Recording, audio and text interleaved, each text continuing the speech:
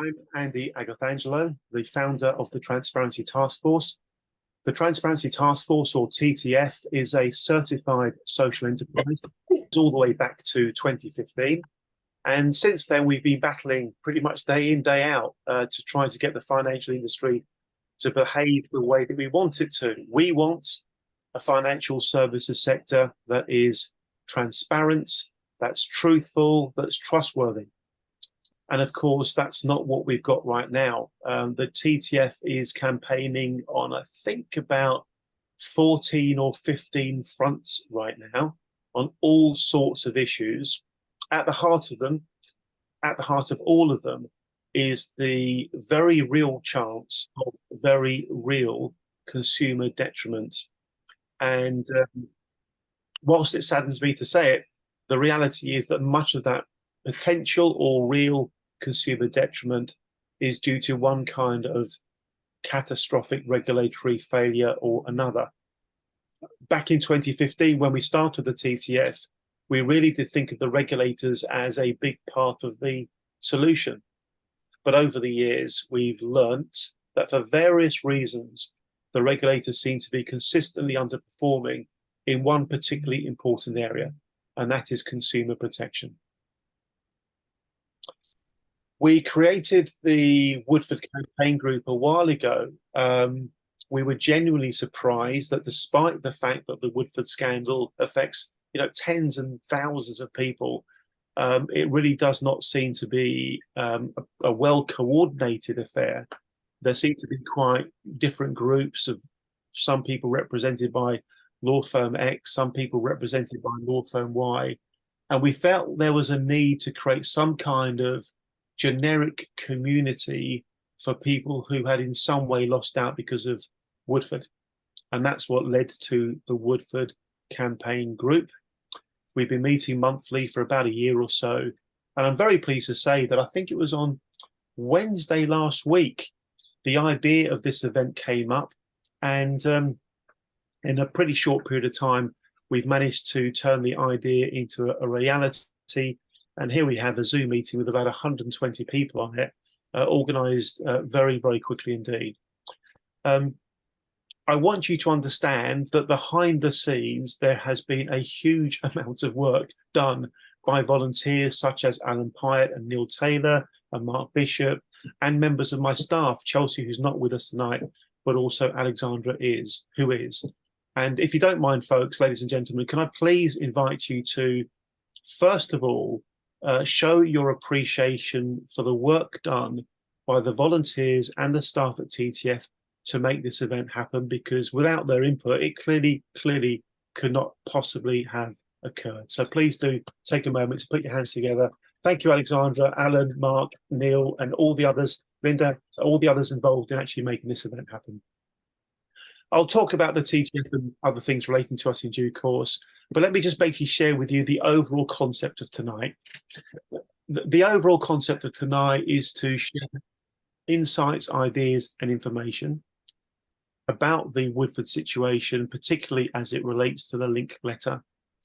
And we are not going to hold back when talking about the things that are of real concern. We are genuinely concerned that there is a chance that people may misunderstand what is being asked of them, misunderstand the information that's being sent out to them. And frankly, and I will be frank, we are concerned that some of that misunderstanding might almost be by design. Depending on how cynical you are, you might be of the view that an incomplete picture is being given to Woodford investors. And we'll touch on those sorts of themes as we go. To begin with, we're going to be hearing from our first proper speaker, Sunil Chadha. Sunil has been a Transparency Task Force ambassador, I think pretty much since day one, Sunil. Sunil has probably an unrivaled level of depth and knowledge when it comes to all kinds of things in the investment world, particularly around things like the need for greater transparency on costs and charges, consumer detriment, and so on.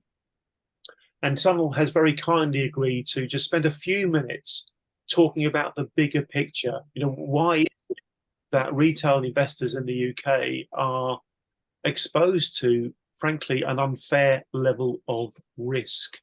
What's going on at the moment that's leading to the harsh reality that people like Sunil are becoming increasingly concerned about consumer protection rights in the investment space, particularly for retail investors like most of you folks. So can I please invite you to, again, put your hands together, say hi, Sunil, over to you. For a few minutes, please share with everybody the sorts of things that are causing you to have some real concerns about what's going on, Sunil. Thank you. Cheers. Yes. Hello, everybody, and thank you for having me on today, Andy. I just wanted to make the point that this isn't just about Woodford. I think this is a watershed moment for the retail investor.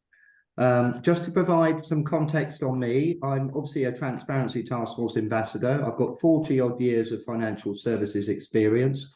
I've consulted in every sector, hedge funds, asset management, more or less every continent on the around the world.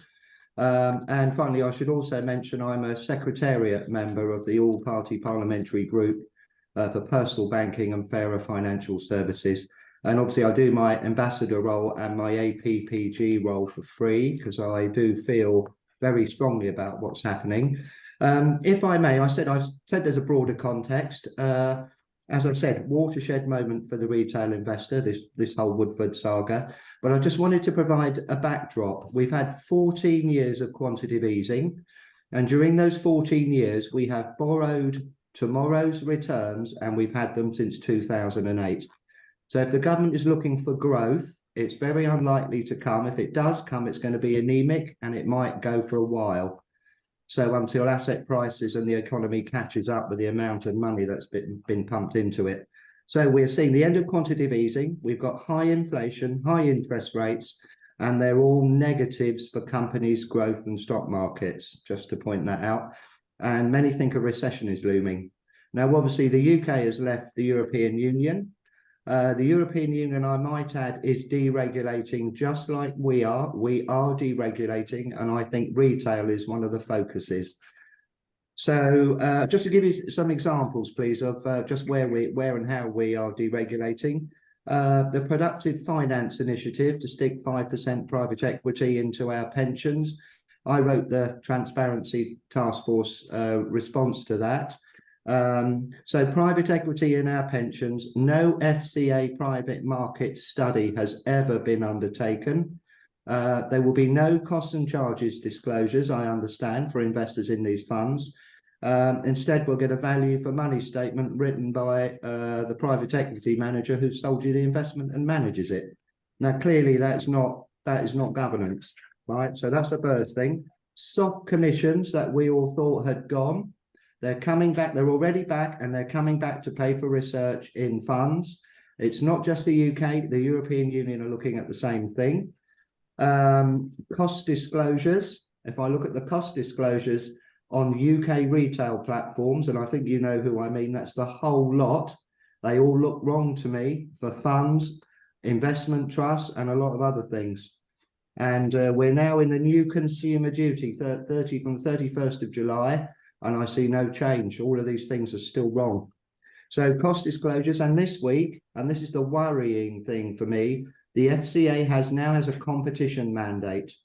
I think last week they refused to place SMCR, the Senior Managers Certification Regime, on overseas investment bankers because it might put them off coming here. Right now, I think we all remember 2008 and what happened.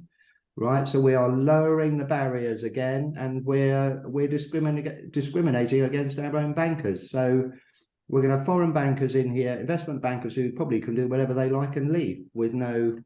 So what I'm saying is we're setting the culture, we're deregulating, and we're going the wrong way.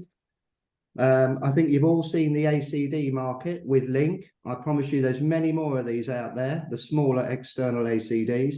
And in my honest to God opinion, they don't have the balance sheet and they do not have the skills to challenge a Neil Woodford when he walks in the door with a fund idea. All right, so I'm looking at the external ACDs and the internal ACDs. All the big asset managers have an internal ACD. And all I see is increasing profitability. I see governance issues. So it's all about profit and nothing else. And I think with the ACD model, it's absolutely broken, in my opinion. And certainly it has impacted the funds that I invest in, because I'm not touching an external ACD, because mark my words, this is going to happen again. All right. So the minute we have some market volatility, big drops, we're going to see this again, I think. Right. So this is onto the crux of it for me. So I believe, and I think a number of the TTF ambassadors and staff believe, the FCA has modelled compensation down for the FSCS. All right. I'm pretty sure that's true. Then we move on to Woodford and Link. The industry does not want to fund the financial services compensation scheme compensation for Woodford investors, and quite rightly so, because they had nothing to do with it. The rest of the industry's done nothing. We have a complex around Link and the FCA, a depository, a custodian. For me, they're all, you know, they're more likely to be the candidates to pay for this than the rest of the industry. And as I said, the retail investor has very little power. So the industry is refusing to pay, and it looks like it's all being pushed on the retail investor, who has little or no power to push back, little or no power to do anything. So really, if you look at it, investors are now caught in a pincer movement, falling regulatory protections, poor monitoring and enforcement, falling compensation, and a new rule set, the consumer duty, which came in on the 31st of July. And I note there is no private action. So I think you can see that we're all us retail investors are in a room with no doors or windows, and that's where we're going. So really, the Woodford saga is absolutely a watershed moment for the retail investor in UK financial services. And if we accept this, we will have set the precedent for more. All right, this is the new norm, and I'm sorry, it's outrageous. I can tell you we have laws missing around cost disclosures and UK PRIPS. So if firms break the rule book and the regulator refuses to do anything, guess what? There's nothing you can do under UK law. Anyway, that's all I'm going to say. We're deregulating in a number of different ways. The retail investor, for me, is absolutely in the firing line. And very soon, active management is going to have a huge question mark over it from my perspective, because I will not be touching it. That's my marker. Sunil, thank you very much indeed for getting the event going. I think Sunil is absolutely right to make the point that we really shouldn't see the Woodford scandal in isolation as some kind of a one-off incident. The trend and the underlying causes that allowed Woodford to happen are sadly still with us. So Sunil, thank you very much. In a moment, we're going to be hearing from Paul. Paul is with a remarkable organisation called Truth Unlocked. We got to know Paul, his colleague Chris, and Truth Unlocked through Sunil. Let me tell you a little bit about what they do in my very, very kind of plain English way of explaining things. Truth Unlocked is all about looking at the words people use to try to suss whether they're telling you the truth. There we go. I think that sums it up in one simple statement. It's a fascinating area of work. Paul will be explaining a bit more about that in a moment. And the reason it's so relevant to us is because we need to understand the likelihood or the possibility that we may be on the receiving end of deceptive information.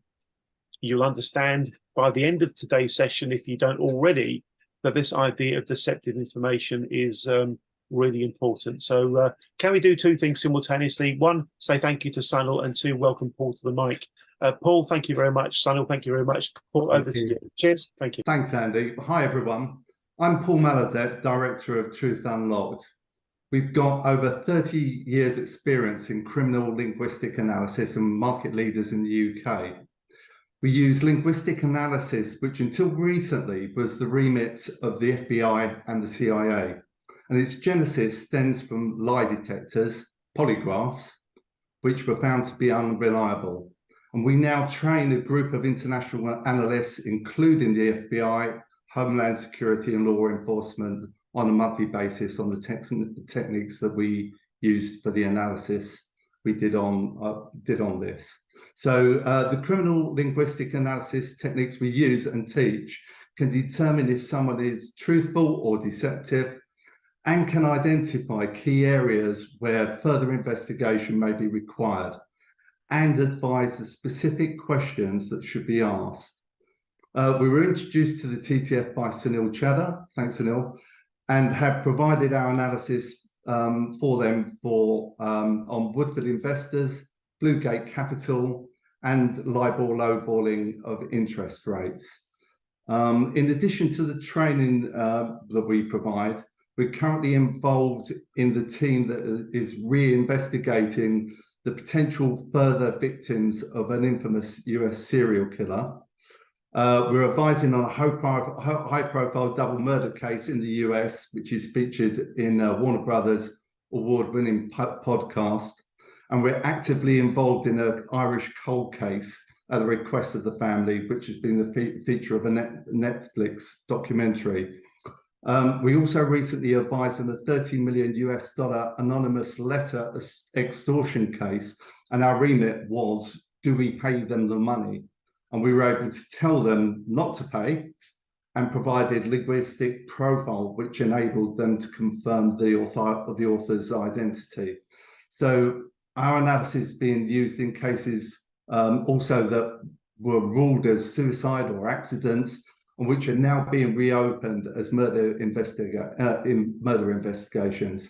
And we're currently assisting the UK police in an active sexual assault case. So the analysis we provide is successful across different spectrums, which includes insurance fraud, financial fraud, criminal and civil cases, HR disputes, and stock market analysis, to name but a few. But we're grateful to the TTF for today, and thank you all for listening. And we look forward to working with the TTF and Woodford investors moving forwards. Well, thank you very much indeed for giving us a clear and interesting explanation of what Truth Unlocked does. So chaps and ladies, Truth Unlocked are hopefully going to, on a completely pro bono basis, take a look at the comms that have been coming out regarding the Woodford scandal and just help us understand where it appears that there may be, I'm using very polite language here, incomplete or potentially misleading information. That's what we're looking for. That's why the guys have got involved in this. Paul, thank you very much indeed, sir. We're now going to go to Mark Bishop. I think some of you know Mark already. Mark, well, Mark is just a phenomenal resource and ally and subject matter expert on so many things. He's been spending a huge amount of time on the Woodford scandal, working with people like Neil Taylor and Linda and Alan and others as a key part of the Woodford campaign group. Can I please invite you to do two things again? Say thank you to Paul whilst also welcoming Mark to the mic. Thank you very much, Paul. Thank you, Mark. Cheers. Thanks all. Mr. Mark Bishop, over to you, sir. Thank you. You might be on mute, Mark. Yeah, thank you very much indeed, Andy. So I'm just going to share screen because I've got a presentation. Okay, thank you. So this is my quick presentation. I'm going to give you a little bit of a kind of overview of background, how we got here. As soon as we decided to hold this event, Transparency Task Force invited Therese Chambers, who is Executive Director for Enforcement at the FCA, to attend this evening's event, or alternatively to send a colleague in her stead. The Executive Casework Department, which basically handles correspondence on behalf of some of the senior members of the FCA team, replied on her behalf, declining the invite. However, it offered to answer any questions we might have in advance of the meeting. Consequently, we submitted 13 questions. The FCA's position was that it would answer them, and that remained its position until as recently as 12:43 this afternoon, or just after lunch. Unfortunately, at 16:33 this afternoon, so an hour and a half before this session was due to begin, we received this message. It's very small, so I'm going to read it for you. And I think it is important that I do read all of it, because there are some things that I'll probably want to pick up on in this presentation, and some people may also wish to discuss later. So it says, "Dear Mark, thank you for your email. In the limited time available, it has not been possible to provide detailed responses to each of your questions. Some questions, such as those concerning the operational rules of the scheme, are better directed to Link Fund Solutions Limited, LFSL, or to the Investor Advocate. Additionally, a number of your questions would be difficult for us to answer because of the statutory confidentiality requirements placed on us by the Financial Services and Markets Act 2000. However, we are keen to be as helpful as possible in the time available As a result, we've set out our position, which I hope addresses the substance of your inquiries. We have been in regular communication with LFSL since the scheme was announced. That engagement is included on the design of the scheme and its communication to investors. It's important to set out the scheme on which Woodford investors are being asked to vote, however, is proposed by LFSL. LFSL is responsible for designing it in a manner that is fair to all investors. Nonetheless, there are safeguards in place. The scheme will be subject to the oversight of the court to ensure that it's fair. We recognise investors must receive clear communications to understand the potential consequences of the scheme and, when deciding how to vote, to consider what might be the best option for them. For this reason, the FCA is supportive of the steps LFSL has taken, including the formation of an investors committee, the appointment of an independent investors advocate, and the provision of information on a bespoke website. The FCA considers these arrangements are appropriate and would encourage investors to take advantage of them. We will remain closely involved throughout the process. The FCA is not able to provide advice to individual investors. However, we continue to believe that the scheme, which includes a voluntary contribution from Link Group, is the quickest and best way to return as much money to investors as possible.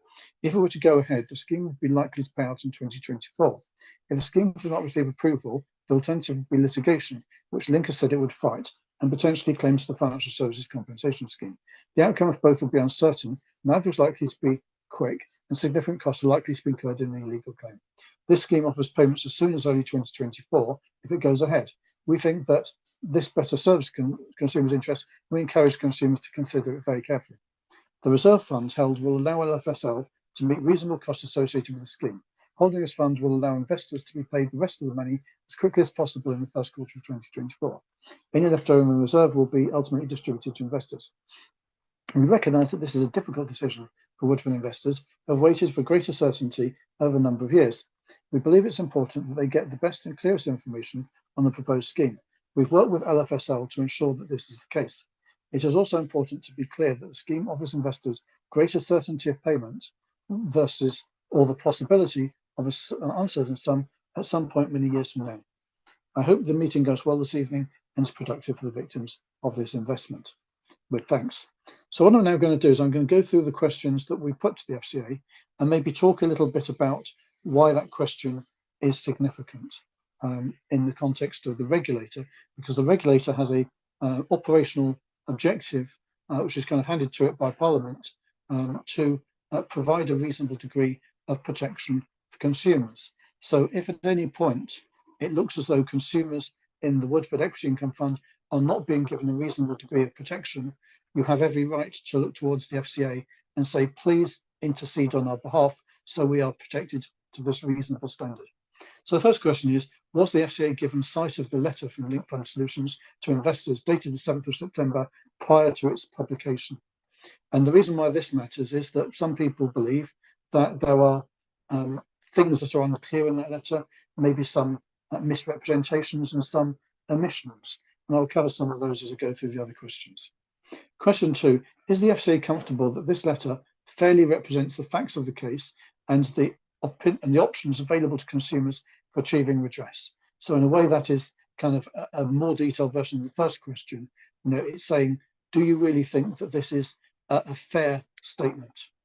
The third question, it has been widely claimed that Link Group will contribute up to £60 million to the proposed settlement. In fact, Therese Chambers has claimed that in a statement.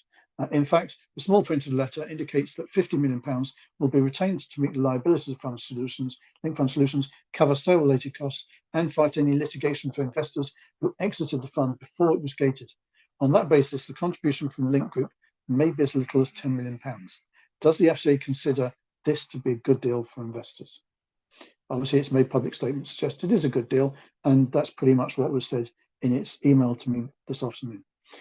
Question 4. Does the FCA agree that one of the routes by which investors might be compensated is the FCA obtaining a restitution order against Link Fund Solutions, which would then go into default, basically become insolvent, with the shortfall passing to the FSCS, this is the Financial Services Compensation Scheme, for payment, subject to the statutory limit of £85,000 per eligible consumer? And if so, is it concerned that this option is not spelled out and its merits considered in the letter? In my personal opinion, this is probably the single biggest weakness of the letter of the 7th of September, and it's actually echoed by the email that I read out to you just this evening.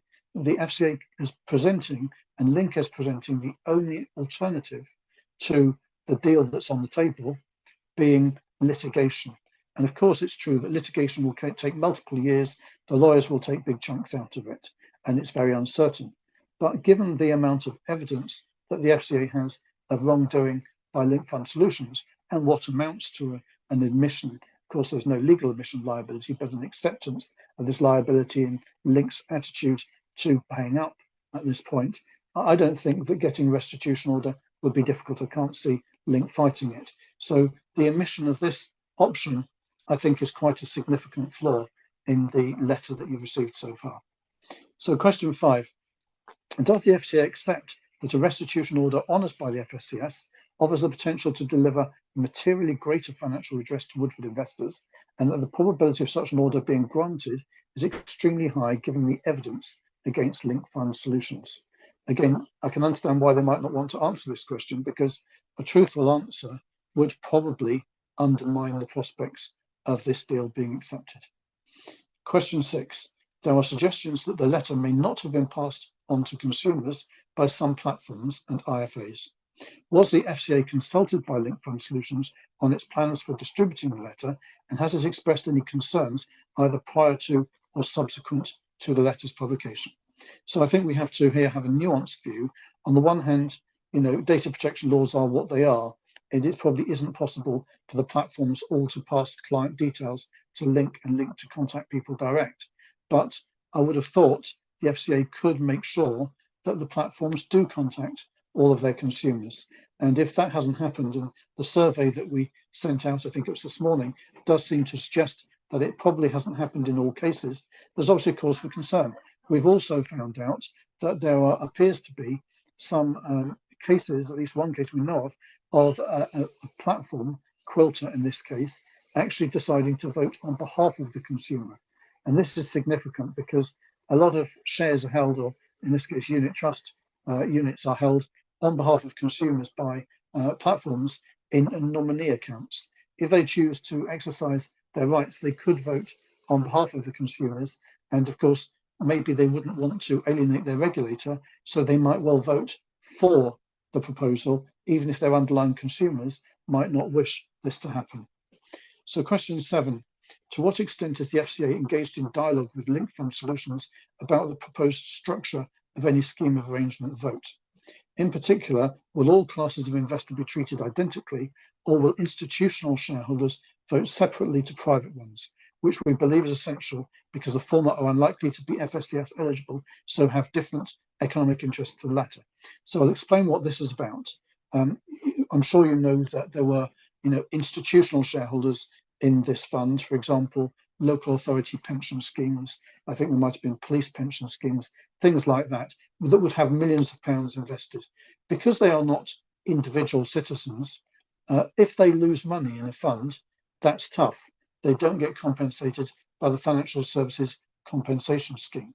So if they're offered peanuts by Link, that's a much better option for them than this whole thing going down the route of restitution and FSCS, or litigation and FSCS, because they're not going to get a penny from the FSCS. So if there was an intention by Link to rig the vote, they would say all investors in this fund will be treated as one class for the vote. The way it should work in a scheme of arrangement is where there are identifiable groups of creditors that have different economic interests, they are allowed to vote separately, and you need a majority of every class of investor to get the deal through and therefore impose it on all the investors. So it matters very much how this is going to be done.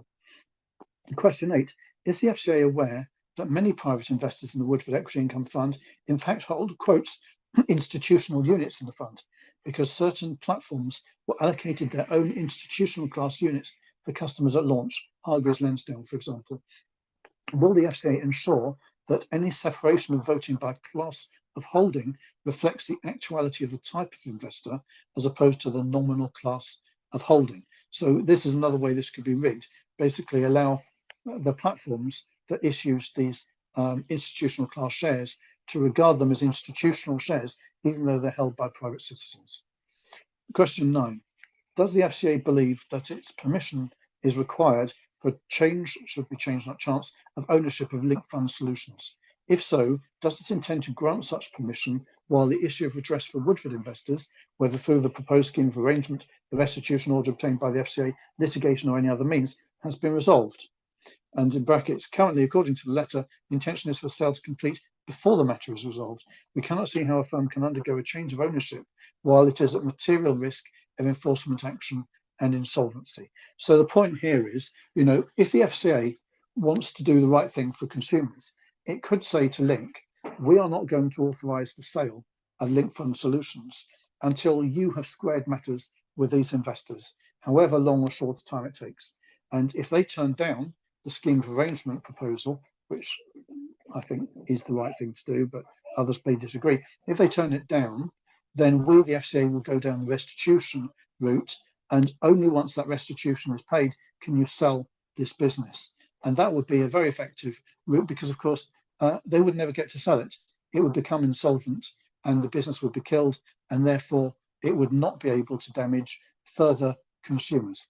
And I'm sure you're aware that it has damaged previous consumers in the Connaught and Campbell Fund Series 1 and in Arch Crew. So it's a serial offender that every time has been allowed to get away with wrongdoing in return for paying a sum of money towards the consumer's losses under the aegis of a deal agreed with the FCA. So question 10, was the FCA consulted on the arrangements for representing investors' interests set up by Link Fund Solutions communicated to date? So these are the Investors Advocate, the Investors Committee, and the choices of post holders for these roles. If so, was it happy with them, or did it make representations that were not actioned? If so, what were they? So this matters because, it may be that some people feel that, there's not as much engagement from some of those people who are set up to represent their interests as they might like. So, for example, we've been told by the Investors Advocate that it will not be possible for any of us to contact the Investors Committee Chair. So the Investors Committee Chair is supposedly independent, described as independent in that FCA email, but actually has been appointed by Link. So is this person really acting in the interests of investors, or are they not? It's unclear. And question 11, was the FCA consulted on any arrangements for representing investors' interests set up by Link Fund Solutions that have not yet been made public, including but not limited to any arrangements for investors to attend and participate in the 10th of October court hearing and any subsequent ones? If so, what are those arrangements? Is it happy with them, or has it made representations that Link Fund Solutions has declined to action? If so, what were they? So it's a long question. It's basically trying to flush out, has the FCA been trying to represent and improve the interests, pursue the interests of consumers in the way that the actual scheme of arrangement will progress beyond this point, trying to find out what the arrangements are. Question 12, if concerns crystallise about whether the process is being run fairly and transparently and in the interest of investors, will the FCA agree to work with investors to resolve those concerns? This is quite an important question, really, because, as I said earlier, the FCA actually has an objective handed to it by law that it should secure a reasonable degree of protection for consumers. So if consumers were able to demonstrate that this process was not being run fairly and transparently and in the interests of investors, then the FCA ought to agree to work with them to try and find a solution to that.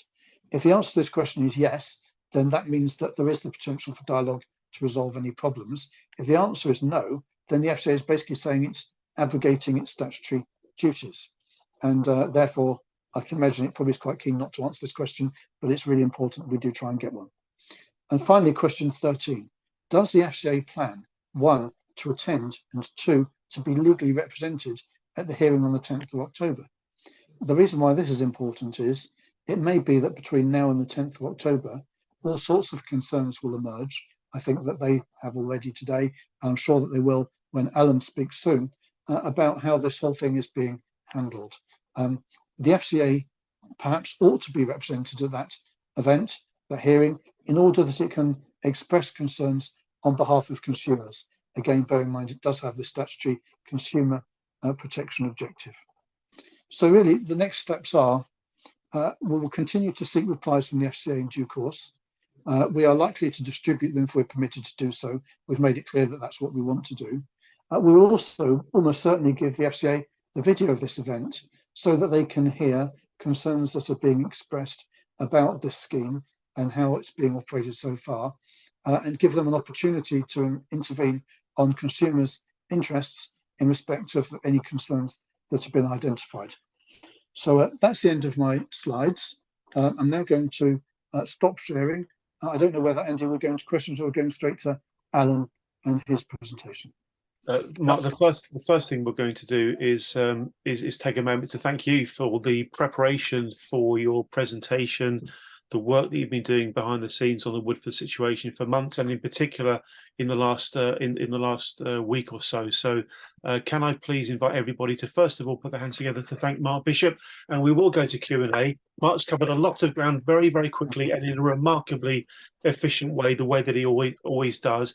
But please feel free to ask questions, either write them into the chat or raise your hand, be that digitally or literally, if you want to draw my attention. I'll go to what's called gallery view so I can hopefully see some of you. Just raise a hand if you want to. I think Alan wants to come in with one first of all. Yeah, Alan, go for it. Andy, just a point of interest, I'm going to cover quite a lot of stuff, which is going to generate a lot of questions. Yeah.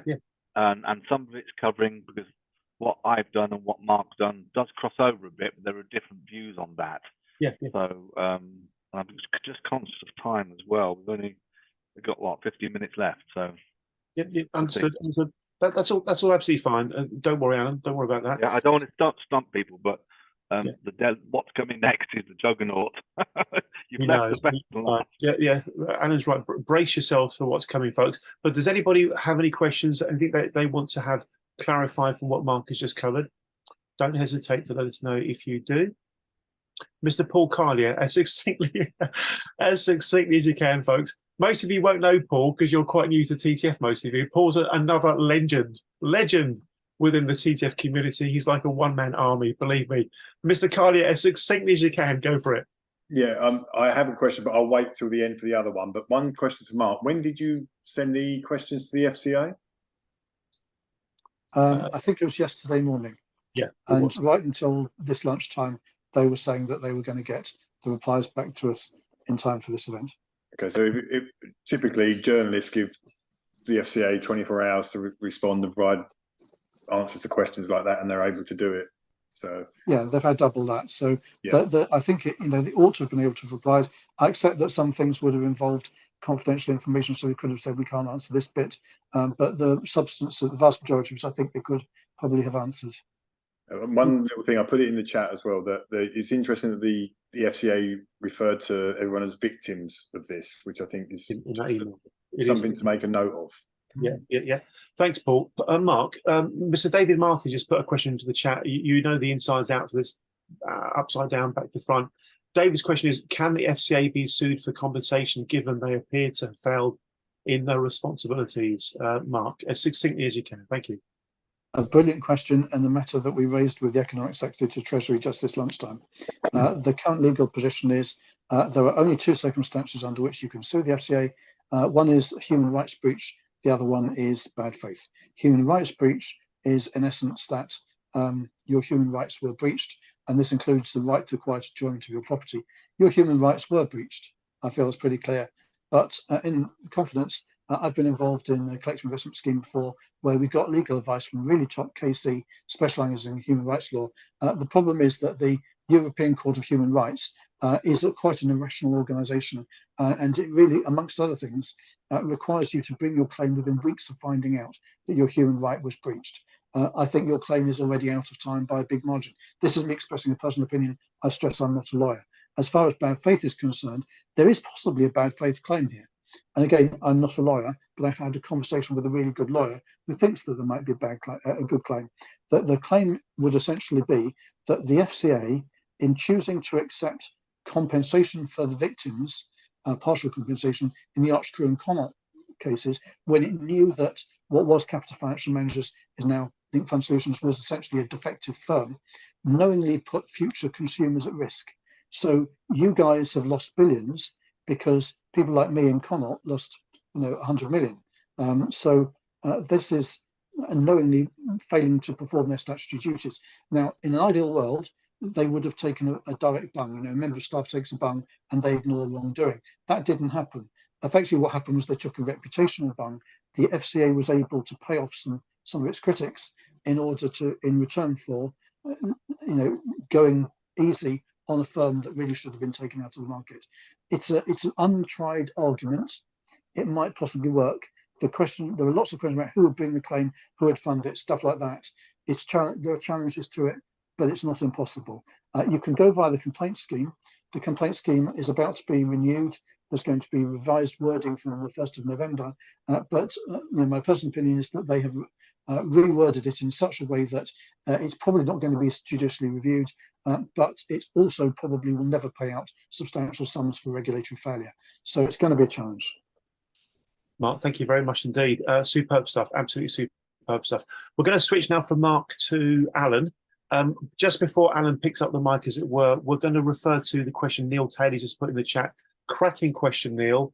Please, everybody, make sure you register to attend the online annual public meeting of the FCA, and obviously attend it if you can. Whether you attend it or not, submit questions, because the policy decision the FCA make on those annual public meetings is they will answer everybody's questions. I'll just put a link to the chat. Sorry, I'll just put a link to the webpage where you can book yourselves onto the 4th of October annual public meeting. And in the booking process, you're invited to ask questions, ask away. Thank you very much. Mr. Alan Pyatt, like Mark Bishop, you've been doing a phenomenal amount of work in the last week or so. I know today's been particularly busy. Ladies and gentlemen, please put your hands together to thank Mark, whilst also welcoming Alan Pyatt, one of the Woodford campaign group leaders, to the mic. Thank you very much, Mark. Thank you, Alan. Over to you, Alan. Go for it, sir. Thank you. Right. Can you see my slides? Yes, we can. Excellent. So first, a bit about me. A bit boring, but there's a reason why I'm involved in this. So as you can see, I invested in WEF in 2018. I retired a few years ago, so money is important to me. Unfortunately, I only found out a week or so ago that I actually have institutional shares and not retail shares, which has come to the fore here. So most private investors and most people on this call who are private investors will find out if they look into it that they more likely have either the Class Z or the Class C shares, which are institutional shares. And I'll come on to that again later when I talk about the investor advocate. I'm very passionate about this subject, and that's why I volunteered. And I'm currently the one who's submitting questions on behalf of TTF members to the investor advocate, and I'll be coming on to that later on. And as I'll be saying later on, the full list of questions and responses we have to date. And I got a load about 4 o'clock this afternoon, even though I've done all my slides this morning.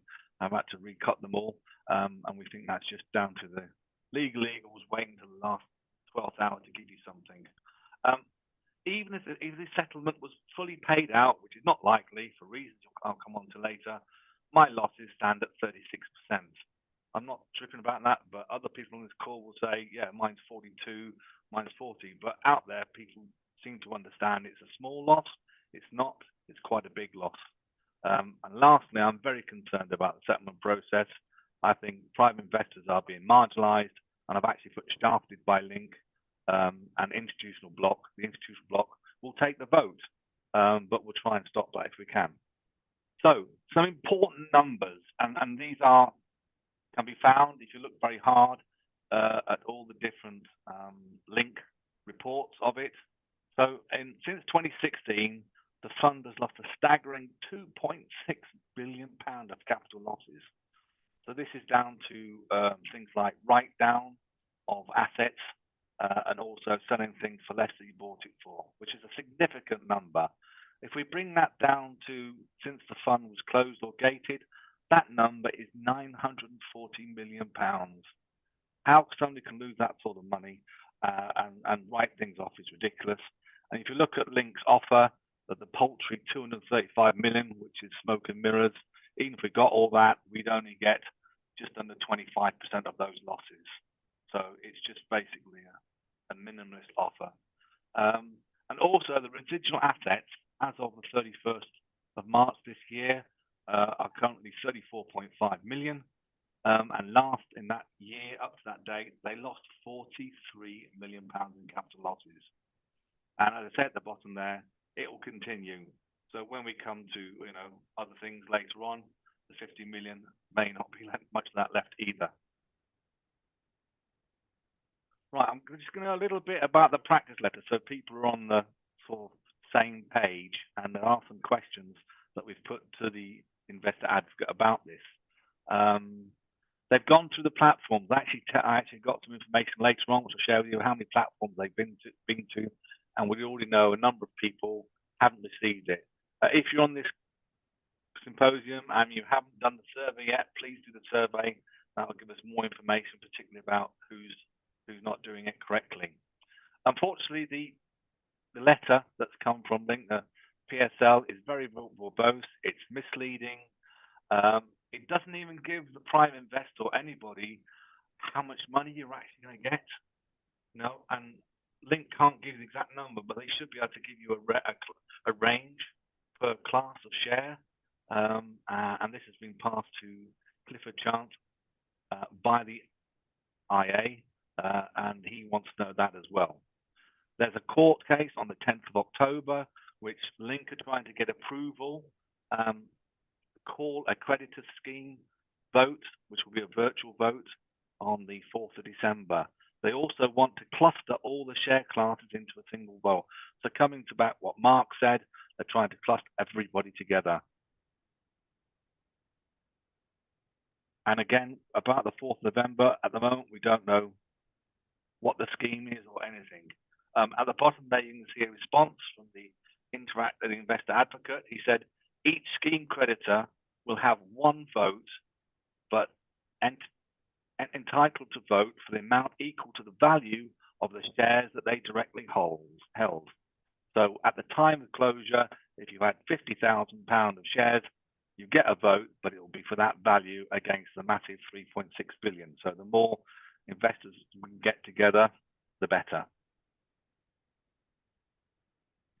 Right, now here's some terms and some things that have come back that I've only had to put in today. If you see anything in the cyan color, light blue, where it says S10.1, that means it's in section 10.1. It can point you directly to it. So the investment committee, we all thought that investment committee was for us. It's not. It's there to represent the interests of us. But the primary purpose is to help Link Fund Solutions come up with a fair scheme for all investors of how they'll be paid. They are not open to us. We cannot communicate with them, etc. It is only the investor advocate who can be approached by investors and not the investor committee. That's a direct quote that came this afternoon from the investor advocate. The investor advocate himself, very importantly, and that's an extract as well, he will only answer general questions about the scheme or feedback on it. So if you want to talk to him about Hargreaves Lansdown doing this, or Quilter are going to take my vote off me, you can tell him about it, but he can't comment on it. It's very important that we know that it's to be approved, it's the majority number of people of 50% representing 75% of the value of the fund. And it's only for those that vote at the meeting. So the virtual meeting that's happening, I suppose, on the 4th of December, if you vote or don't vote, you need to vote, basically. There are two things that will approve the scheme: if they meet the thresholds and the court approves the scheme. But most importantly for everybody, every investor, it is binding on you. So if you vote or don't vote, if it goes through and is approved, you'll get whatever pennies they're going to give us, and that'll be it.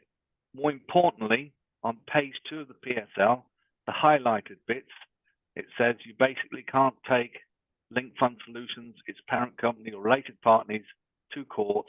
And even if you do try other third parties to court, if FSL have to pay, it'll be limited, but they won't pay those claims.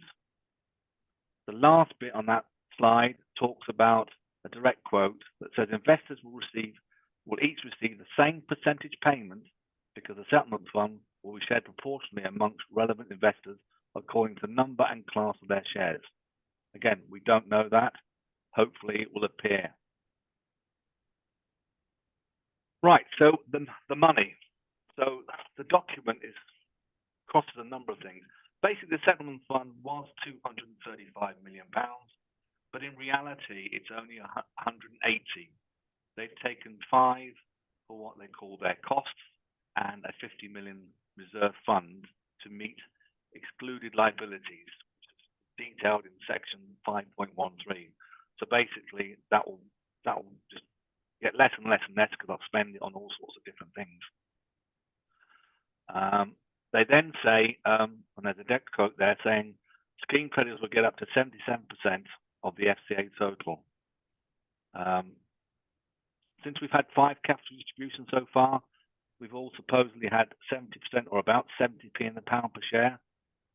So if the full 235 was to give a theoretical maximum of 7p in the pound only, they keep harping on about there'll be a payment in January, but that will only be from the 180 million pound that's left. With a bit of maths, basically that comes out to be something like 4 to 5p a share, with about a 15 or 20% up or down on that thing. So 4 or 5p a share isn't that a large amount of money from my perspective. Right, I've already mentioned about the investor advocate. He'll take things, but it's important to understand the investor advocate will physically be at the court on the 10th of October. He'll be represented by a barrister, and he will be submitting a general report to the court of his findings from the questions that we raise, the feedback he's getting. He is independent, although we'll find out later he is being paid and contracted by Link Fund Solutions. And at the second court hearing, he'll also submit a further report. So therefore, Mr. Bannister is a very, very important person to us investors. We need to keep him on side if we can. We submitted 40 questions on the 13th of September. Unfortunately, their first response was 38 or 15 of those were sent to Clifford Chance, the lawyers for LFL, for Link Fund Solutions, to get the responses, which I have received this afternoon. Some of it is very verbose.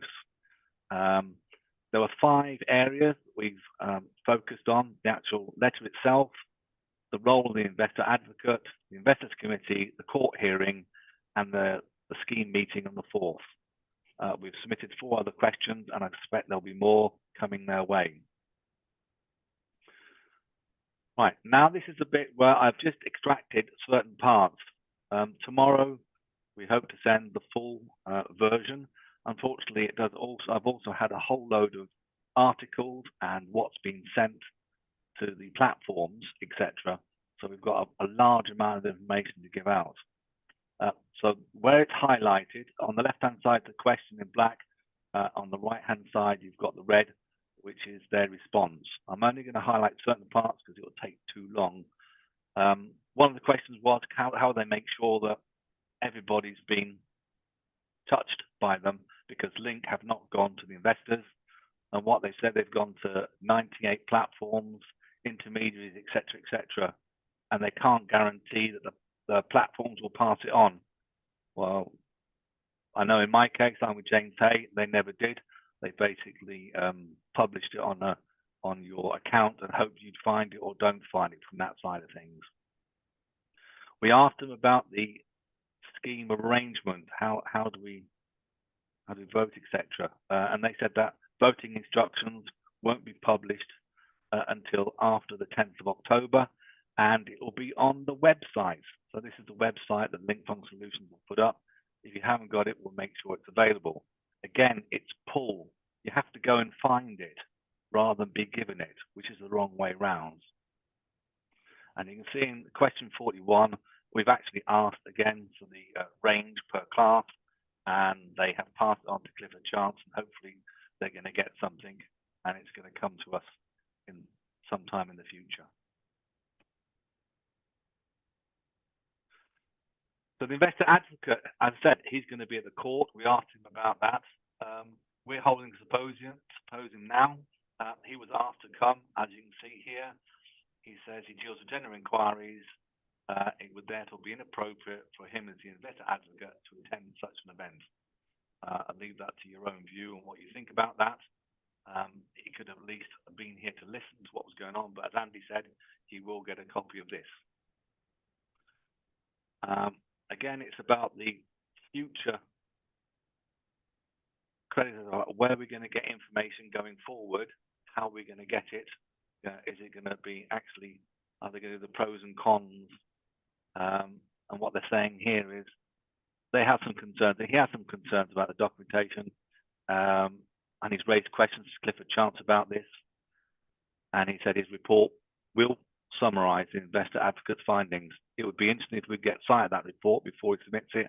I doubt it very much.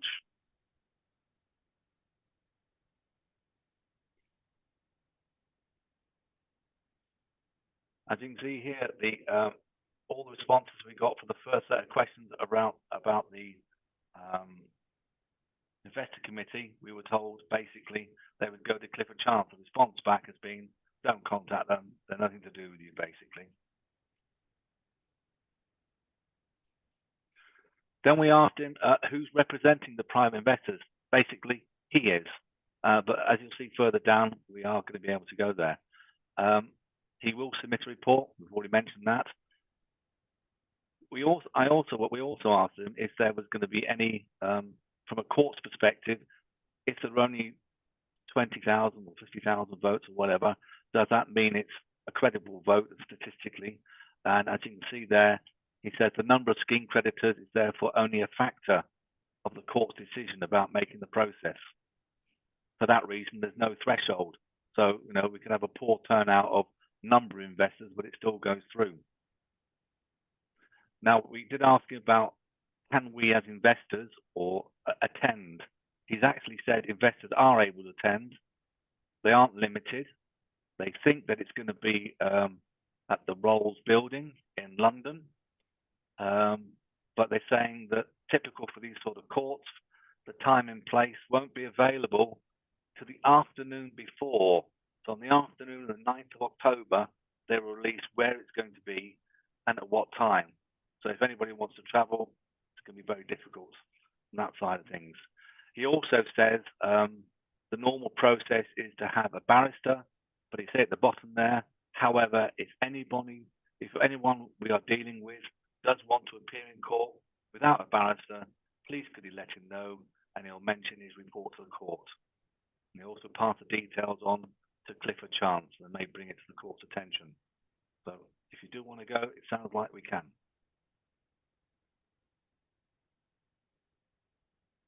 We've already talked about one thing we don't know is how are they going to identify bona fide investors?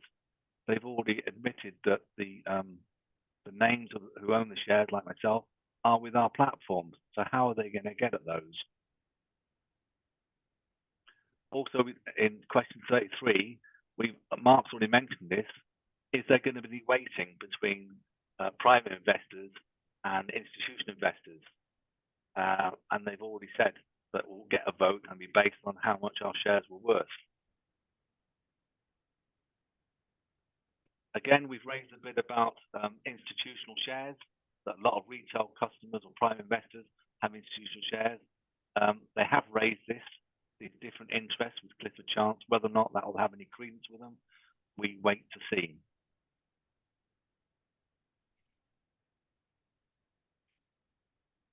The next question, we talk about how many retail investors really are there. Nobody seems to know the exact number, even to the nearest 50,000 would be nice. So we've asked him to actually find out what it is and make sure that it is in his report, because it's fair and equitable as the investor advocate to inform the court of how many retail investors there really are, rather than if you just look at the shares, it looks like there's only about 0.5% to 1% of all the shares are held by retail investors, which is totally not true. If he's not willing to put in his report, we've asked him why. We've also asked why there isn't two votes, one for retail investors and one for institutional investors. And on the right-hand side there, you can see that basically it's a load of blurb that's saying that Link Fund Solutions believe it's best that it's a single vote.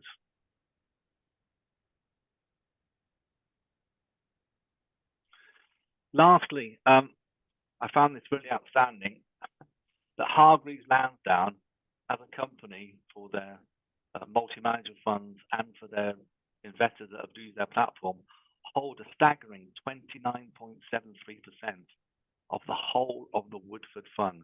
which is a massive block of votes, and we want to make sure that it's correctly dealt with and split out between the retail investors and the institutional investors. And he said the court will consider whether the scheme is fair in terms of how that is split.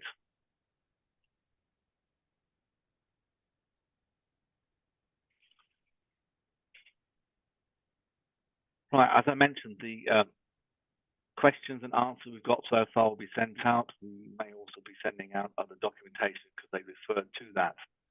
I think it's very important that Joseph Banner, if you've got feedback on the scheme, please let him know what they are. The more people that go to Joseph Banner and say whatever they feel about this, as long as it's about the scheme process and what has been happening, then he needs to know. And then he will hopefully pull that all together and put it in his report. My apologies, that's been rather quick. There's a lot to go through there. As I say, you will find, if you look through it tomorrow or at the weekend, there's plenty of information there. Okay, Andy, over to you. Alan, thank you very much indeed. I know, as does Mark and Neil and others, Linda and so on, I know that you've put a huge amount of time and effort into preparing your presentation tonight. It was very difficult and challenging to get all those questions to the investor advocate, to get the responses down into your slides. I think everybody's going to be very keen to show their appreciation for what you've done. The sound quality was a problem, but we could just about make out what you were saying. And of course, because we're going to be circulating the recording, people can always go back over it if they need to make sure they heard every word that they needed to. So can we please do two things? First of all, thank Alan for his session just now, but also welcome to the microphone, Mr. Mark Northway. So Alan, thank you very, very much indeed. Mark, over to you, sir. Thank you very much. Thank you. And after Mark, we'll have a bit of a Q&A. We're also going to get some thoughts from Marty and from Neil Taylor. Mark Northway, over to you. Thank you. Folks, we've known Mark for years and years and years. Mark's part of Better Finance as well as part of ShareSoc. Better Finance is the pan-European investor advocacy group. Transparency Task Force is a member. Mark's organisation, ShareSoc, is a member as well. And Mark's somebody else that we hold in very high esteem in terms of his technical knowledge and insights. And I'm very, very keen to hear what Mark's about to say. Over to you, sir. Thank you. Thank you very much. So mine will probably be a little shorter than the others. I'm a director of ShareSoc. ShareSoc is an organisation that membership organisation for individual investors that has really two roles. We provide member services to individual investors, and we provide a lobbying and campaigning process that looks after the interests of individual investors generally. And it's in that capacity that we look at Woodford. We have been running a Woodford campaign for a couple of years now. That campaign was fairly heavily focused on legal redress claims, and we did endorse one of the legal redress claims, which is the lead A claim. That claim was closed now to applicants, and therefore that endorsement has been removed. But also the world has changed around us, and so stop it. The decisions about whether to follow a legal redress claim have changed quite substantially, and I think it's fair to say everybody is in a bit of a wait and see mode.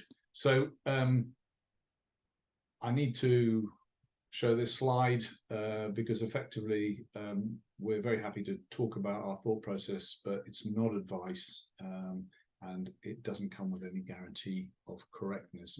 What you get is our best understanding of what is going on and our interpretation of what is going on. So the title of this webinar was "What is Link Up to?" And the primary thing I think is protecting Link, which is rational. It's looking to facilitate the transfer, and it says if, but it should be of. I don't know if I can change that on the fly. The business to Waystone, which is something that it wants to do because there is value associated in that transfer, although it will give up that value. but also because it preserves a business. And that business is quite fundamental to the functioning of the UK market. The ACD market is quite substantial and is very much dominated by Link. And there is a question as to whether or not there is anyone who can pick up the pieces if Link stops doing this. And I'm sure that that is in the minds of the regulators on the way through this. Cleaning up its liabilities, Link wants to get on with its life, and it can only do so once it's got rid of the potential liabilities surrounding this and put a cap on it, and is able to say to its shareholders it's done and dusted. In order to get those three things done, they are effectively foregoing the sale proceeds of the business, and the parent is paying £60 million in addition. And I think it's important to realise that if one sued, forgetting for a moment redress schemes, the FSCS and so on and so forth, but if we sued Link, we would have rights against, if we won that lawsuit, against Link's net asset value, LFSL's net assets, and those net assets, if there weren't a sale, would probably not be worth an awful lot, and we would not have access through the corporate veil into the parent company. So the amount of money available through a lawsuit from Link directly would be substantially less than is being discussed here. I think the bigger question, the more interesting question, perhaps, if I can figure out how to change this slide,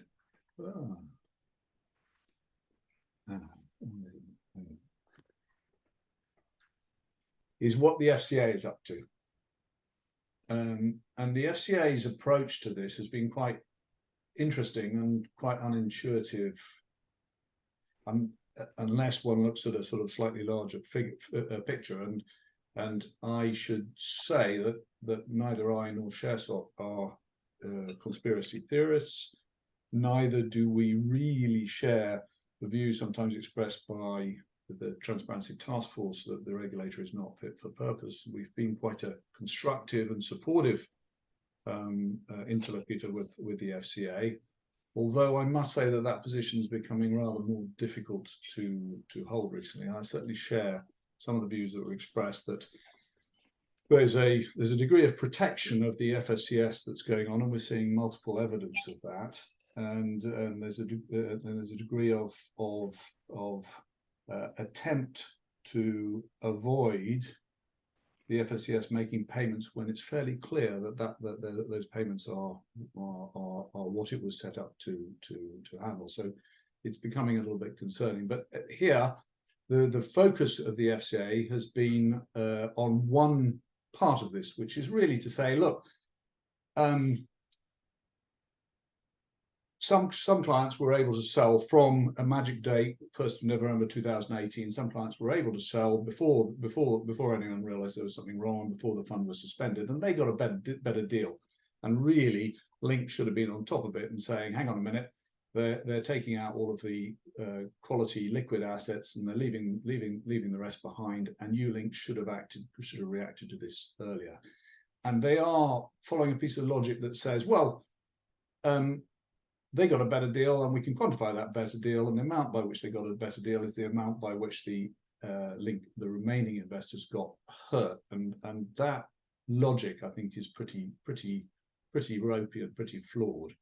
The other thing that they're doing, and it's evident in this practice letter, is they're agreeing with Link that Link breached principles, not rules, and that's quite key, because all of the legal redress processes are about breaches of FCA rules, and there appears to be a fairly subtle difference between the effect of breach of principle and breach of rules. And I'm going to come on to the magic number in a second, but essentially it relates to what I was talking about. How much is the loss that we're talking about? And there are really two elements to it. One is the loss prior to suspension, and the second is the loss post-suspension, The really easy one to deal with the loss post suspension, and given that the fund was the NAV was falling up to the suspension point, realistically, if you add pre-suspension losses, they're going to be larger. But Link has come up with the FCA has come up with a magic number of 298 million being the loss that they believe that investors in WAIF have suffered. What do I think they're doing? I think they're protecting the ACD market. As I said, it's very important that this business continues. It's important from a market disruption perspective.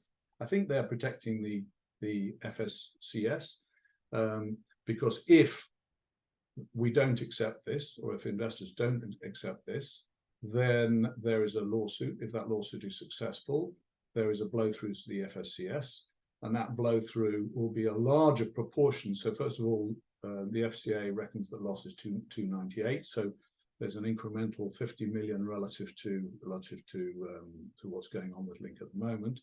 But as I mentioned, Link is likely to be worth less in liquidation than it is in sale, and therefore that 50 million hits the FSCS increases substantially. But more importantly, I don't believe that 298 is the loss, and I think that the lawsuits are looking at substantially higher losses, which came from Paul's presentation before. So the hit to the FSCS is potentially huge here.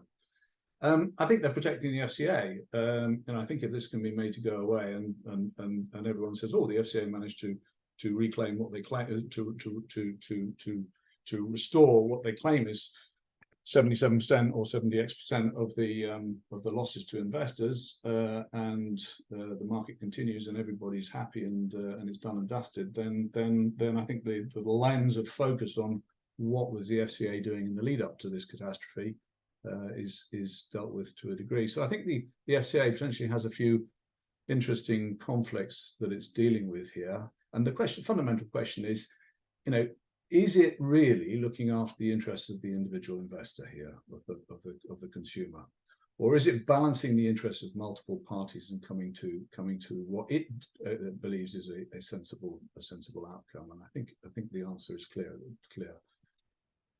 So coming back to what is a loss, a very, very simple maths. Now at the suspension date, 3.6 billion, liquidation proceeds 2.6 billion. There's a loss of 1 billion. That is from the suspension date.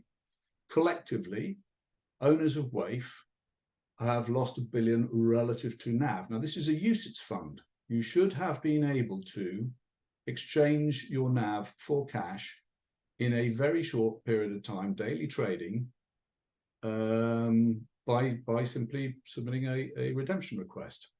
And on the date of suspension, you lost the ability to do that.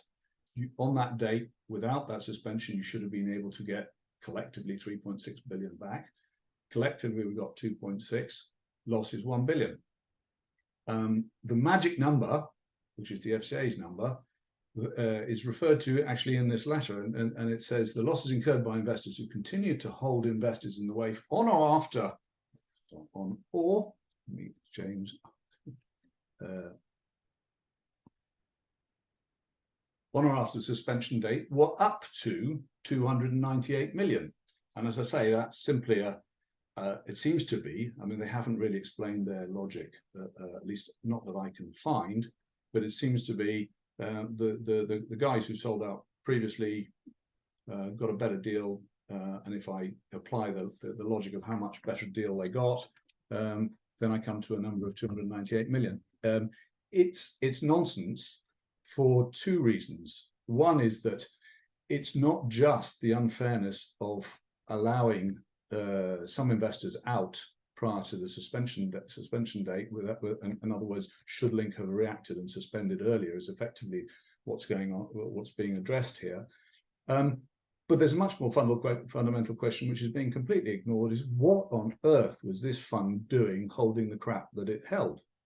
That is really there are questions on, was Woodford following his mandate, and what was Link doing about that? There are questions of, did he breach liquidity rules? We know he did. They were passive breaches rather than active breaches, in that it was the sales that were the redemptions that were forcing the percentages up, but nevertheless there were clear breaches.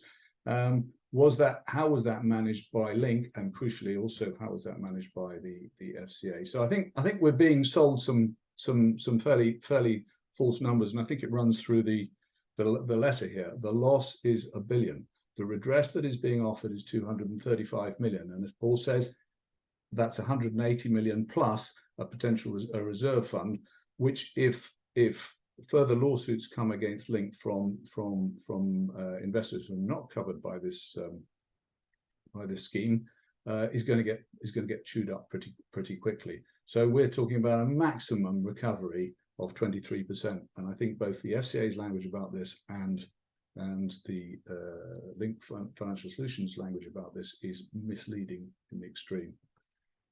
Is it fair? So I think you have to look at it in terms of what Link's proposing. So Link has done something allegedly.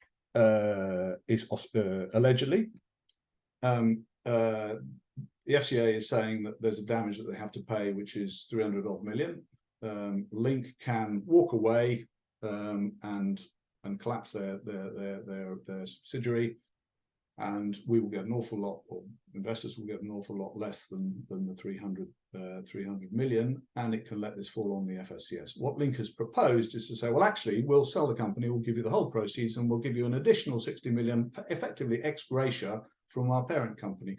So I think one has to say that is a reasonable approach by Link, and the Link is going above and beyond what it is legally required to do here. Nevertheless, it only covers around 23% of investor losses. Those losses stem from misbehavior, not from investment decisions. This is another point that the FCA has made, which is that the FSCS doesn't cover investment losses. In other words, if investors went with a manager, the manager made poor decisions, those poor decisions resulted in a loss, that is absolutely the risk that an investor takes, and that is absolutely not what the FSCS is here to cover. But here, there is behavior that is outside the mandate, that is outside the rules, and that has directly led to an investment loss that an investor should not have expected under the mandate that they gave to Woodford. That is what the FSCS is there to cover. So I think the answer is, from an investor perspective, it doesn't seem like a fair outcome. There's $1 billion that's been lost. That $1 billion should be covered by a combination of Link and FSCS.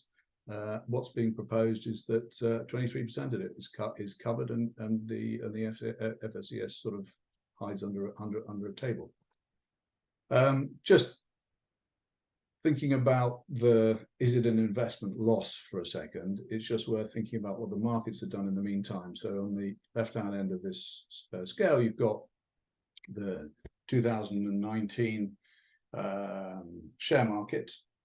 Then we're looking here at the FTSE All Share, and you can see what happened in the pandemic, but you can also see the average post that in which this fund has been liquidated.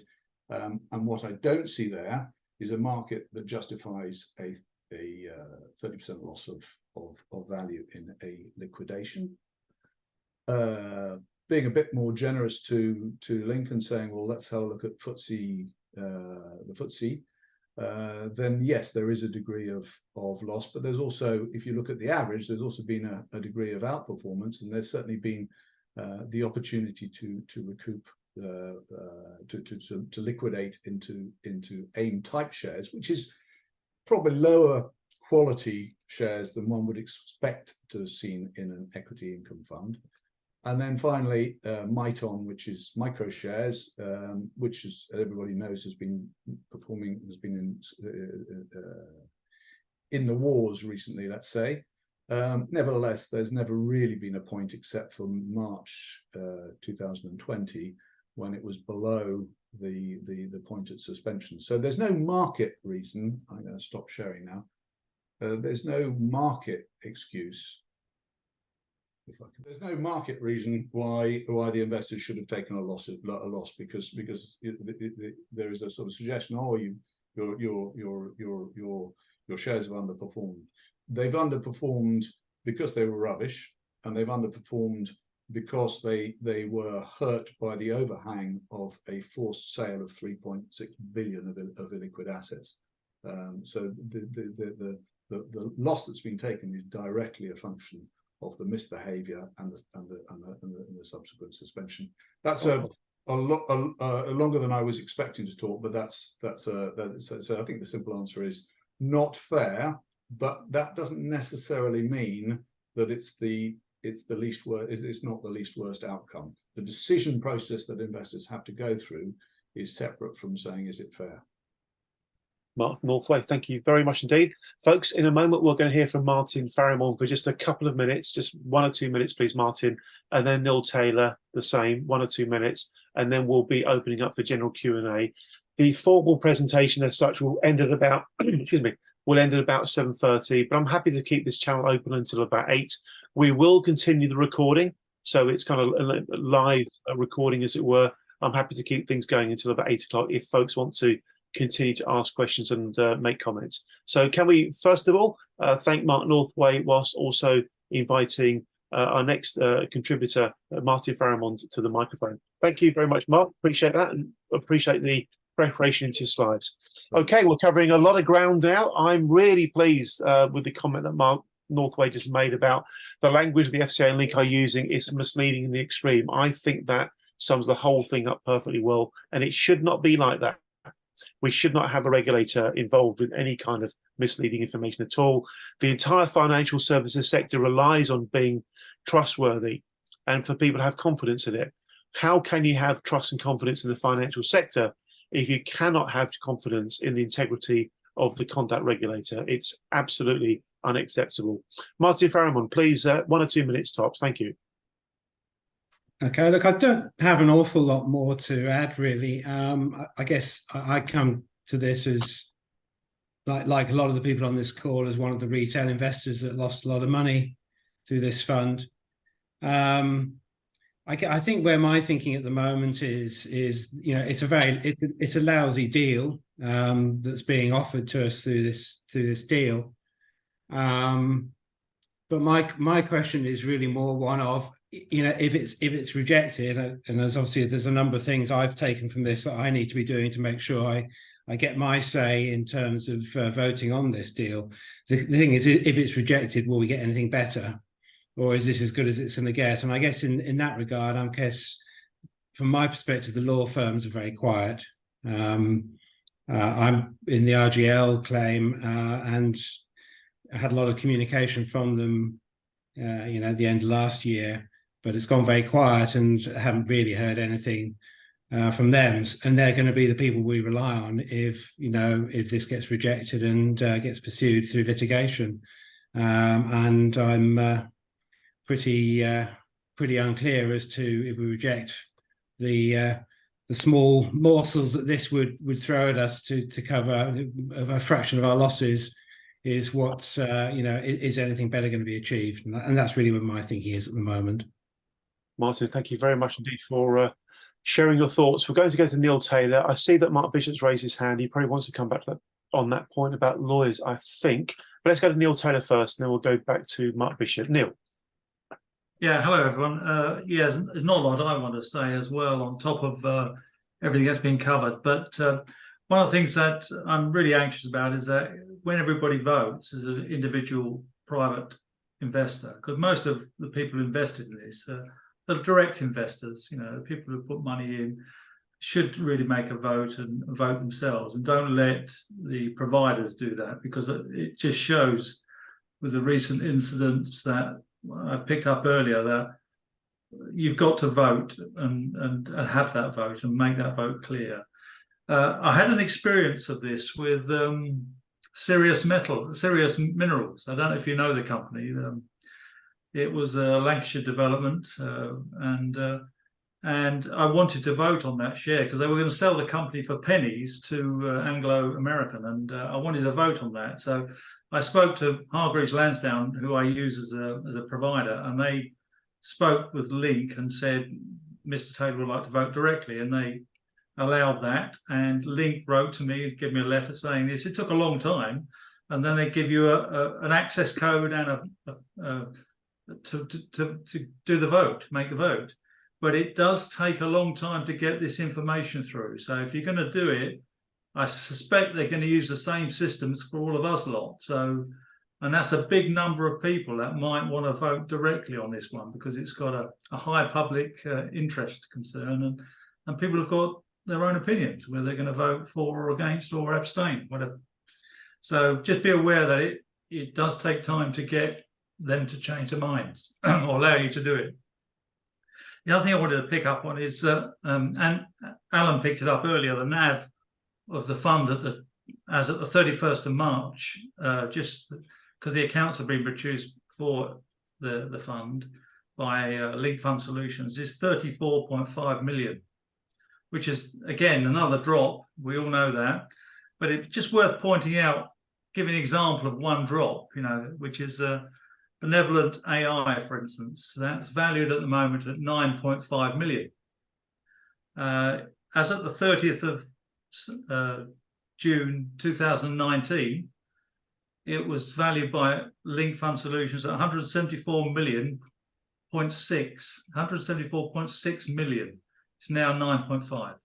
So there's an example of the junk that we've invested in via Neil Woodford. Another one is Rutherford Health. Was valued at 63.3 in June 2019. It's now nil. It's gone into administration. Plus, they put another £45 million into it since the suspension. So you can see where this has gone horribly wrong. The junk bonds they were buying, junk information. The capital losses are huge, absolutely huge, and you can't say that is all down to Linked Fund Solutions. It's not. It's a combination of things, but ultimately they're responsible for managing Woodford and what he does and what he's done, and they failed to do that. So we have to make our own decision whether this is good or bad, this offer. I think it's bad, to be honest, and we've been let down by a lot of people. So I really want to vote on this, even if others don't. But I think it's an important thing to make a decision on yourself. That's all I want to say.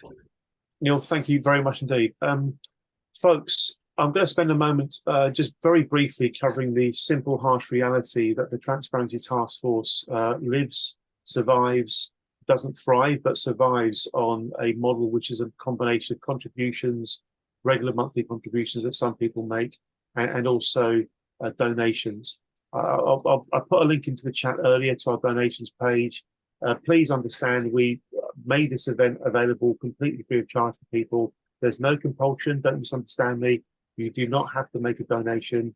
If you don't want to, that's entirely up to you. All I'm saying is it would help.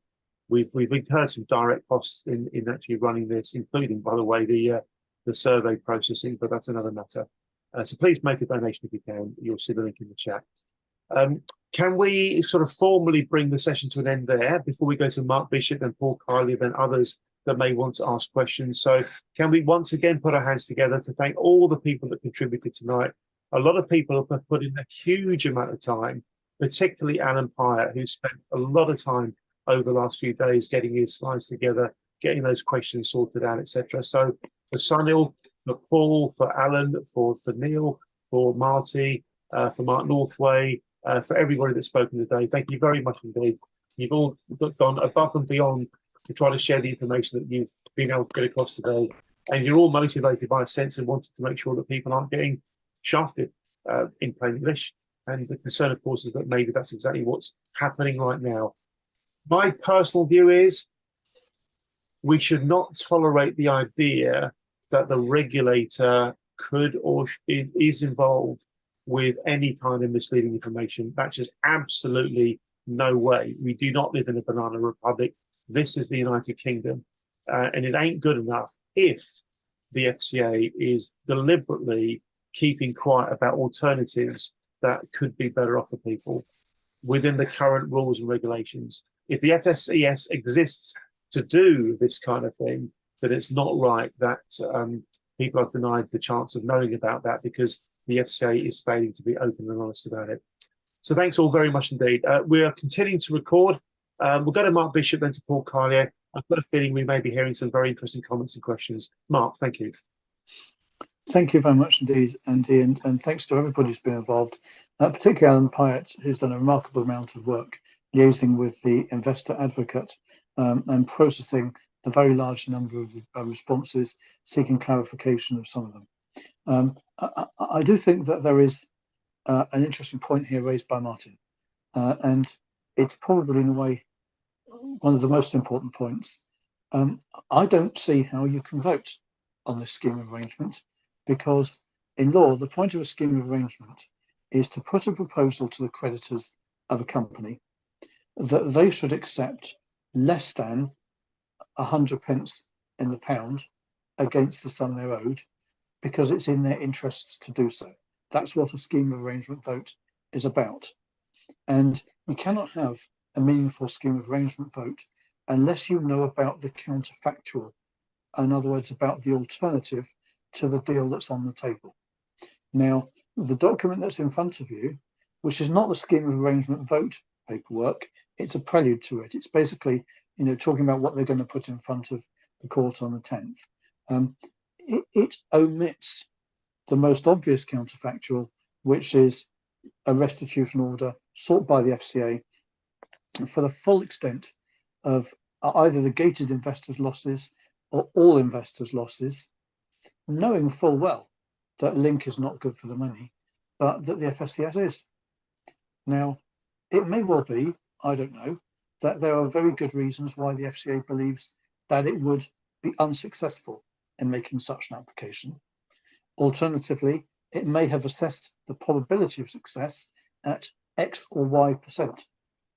How can you vote on accepting the proposal that's in front of you unless you know how likely it is that that deal will go ahead? You would ideally also want to know how long it would take to go ahead. Actually, how long it would take to go ahead largely depends on whether the firm accepts it or resists it. And clearly, given the amount of evidence against the firm and the fact that it's already at the table making offers, makes it look as though the probability of it fighting it is fairly low. But that's conjecture, it's not fact. Until there is a fair assessment made by the FCA of the counterfactual, and that is placed in the public domain, so you can decide on what you want to accept, I can't see how you can vote on a scheme of arrangement, because the two alternatives in front of you are the extremes. They are, on one hand, the proposal from Link, and on the other hand, litigation. Litigation could take a long time. We don't know how the FSCS would take the liability, because actually it might want to contest the liability as if it were the firm itself. It's not like a liability that's been handed down to restitution order by the FCA. Also, there's the chunk of money being taken out by the law firms. There is big uncertainty attached to it.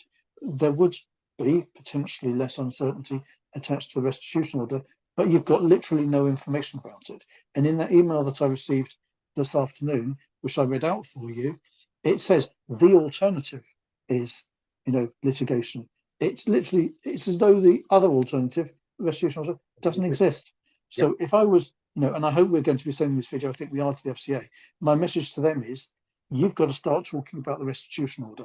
If you've got a damn good reason why you don't think you can do it, tell us what that reason is so we know. If you haven't, then you've got to talk about it, timescales, probabilities, quantum, so that people can make a fair decision. Well said, Mark. Very, very well said. The more I think about it, the more angry I'm getting about this. Thank you, Mark. Thank you very much. Mr. Paul Carlier. You're on mute, Paul. There's a few issues here. Neil touched upon it just now. It's called the proxy, where I've, in the past, when I buy shares for a share dealing platform like Halifax, you are essentially you're under the banner of the institution, but you can apply for a proxy, and which is what Neil was mentioning. And it shouldn't take as long as it took in that case, because I got one within 2 days. I had shares in Lloyd's Banking Group, funnily enough, so as to be able to attend, and I got the proxy within 48 hours, I was able to attend, I was able to ask questions, and I was able to vote on any of the issues. So again, that might open up the door for people who are currently classified as institutional investors. But as Neil says, you want to do that quickly. I'm unsure how you can be bound to a deal when you have so little information disclosed to you as to what went wrong, why, and who was liable. Because at the end of the day, the alternative isn't just that maybe there's a case against Link. There could be cases against others, and you're being asked to agree a deal without knowing all of these facts. There's a very disturbing similar case. It's that the FCA put forward in 2017. It's called a mortgage redress scheme for Lloyds Bank mortgage customers. There's a £300 million scheme, which sounds a lot. You know, that's quite a lot for 529,000 victims, and they got everyone to agree to it. Lloyds administered the payments, and it was only in 2020 that the FCA published a final notice that revealed a whole host of wrongdoing that would have given all the victims actions and rights of actions to go after them for greater losses. I mean, it just has all the same hallmarks here. So I find that really disturbing. When I'd like to ask Neil Taylor, who mentioned some of these other values, because what these shares were worth in these illiquid assets were worth at various times. Because since this happened, my big question, and I've asked the FCA, I've raised it wherever possible, is there's a massive flag here that his stake, the portion of the fund that was that was in these illiquid investments was almost double what it, or approximately double what it should have been. Now, the concern here is why?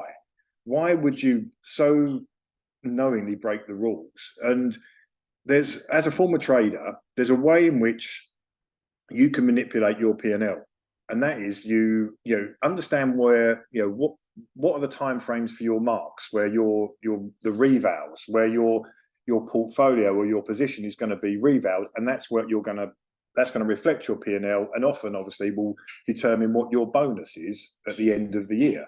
Now, if you buy an illiquid, if you're having a tough year, if you then choose to buy a shed load of illiquid stock a pound, you do a deal to buy a load of it for £1, well, and it doesn't ever trade, and obviously a lot of these stocks never traded. A couple of days prior to the mark, or where your P&L is going to be benchmarked, you do a wash trade through a broker, where you do, it's just a wash trade is an in and out trade where it changes hands and then comes back again. But the rate, you put it through at a rate at £1.25, right? You chuck the broker a nice chunk of change in terms of brokerage, but you've now established a mark that you then get passed to Link that establishes a 25% return on that particular stock. And you do it again, and you do it again, and you do it again, and you're inflating all of your P&L.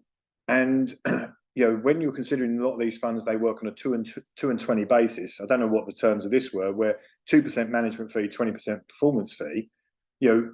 Was that the reason that there was so much in illiquid stocks? Because you can massively manipulate. And what Neil just said there, that's the first indication I've got. I mean, it's been a flag for me from day one, and that flag's not been addressed. Nowhere do you see the FCA trying to get to the bottom of why. And that concerns me. Mark will be aware with Connell, and Premier FX is another one, where the FCA has sought to rather broker a deal rather than get to the bottom of the why.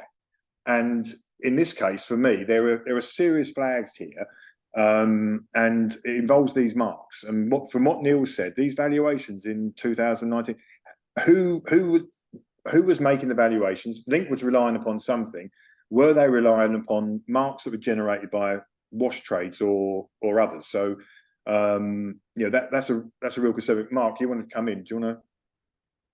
Yeah, sorry, I just want to say, of course, what we've got here is two types of small cap. One type is listed small caps, where they're illiquid and wash trades could easily be used to gain valuations.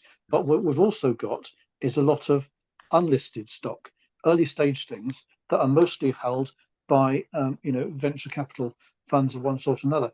And the beauty of those is that they are the easiest things to game in terms of valuation. So what happens is, let's say that we launch a biotech firm, you, me, and Andy. right? We've put in 10 million quid. We know that in 6 months' time, it's going to need another 20 million quid. As long as we're the only investors, it doesn't matter at all to any of us what the valuation is at the next round, because if we invest in proportion, we're not going to get diluted. So hey presto, instead of it being worth 10 million quid, the cash that we put in last time, we say it's now worth 100 million quid. Amazing, tenfold return in our investment funds within a few months. So I believe that a lot of that has happened. And one of the things that makes me think that's happened is if you look at how particularly the Patient Capital Trust was governed, the people who sat on that board, I think with one possible exception, were either from portfolio companies or they were from fund managers that invest in portfolio companies. So effectively what was happening was within his world, he had this network of people who all had the same economic interest as he did in being able to demonstrate that those stocks had kept going up in value.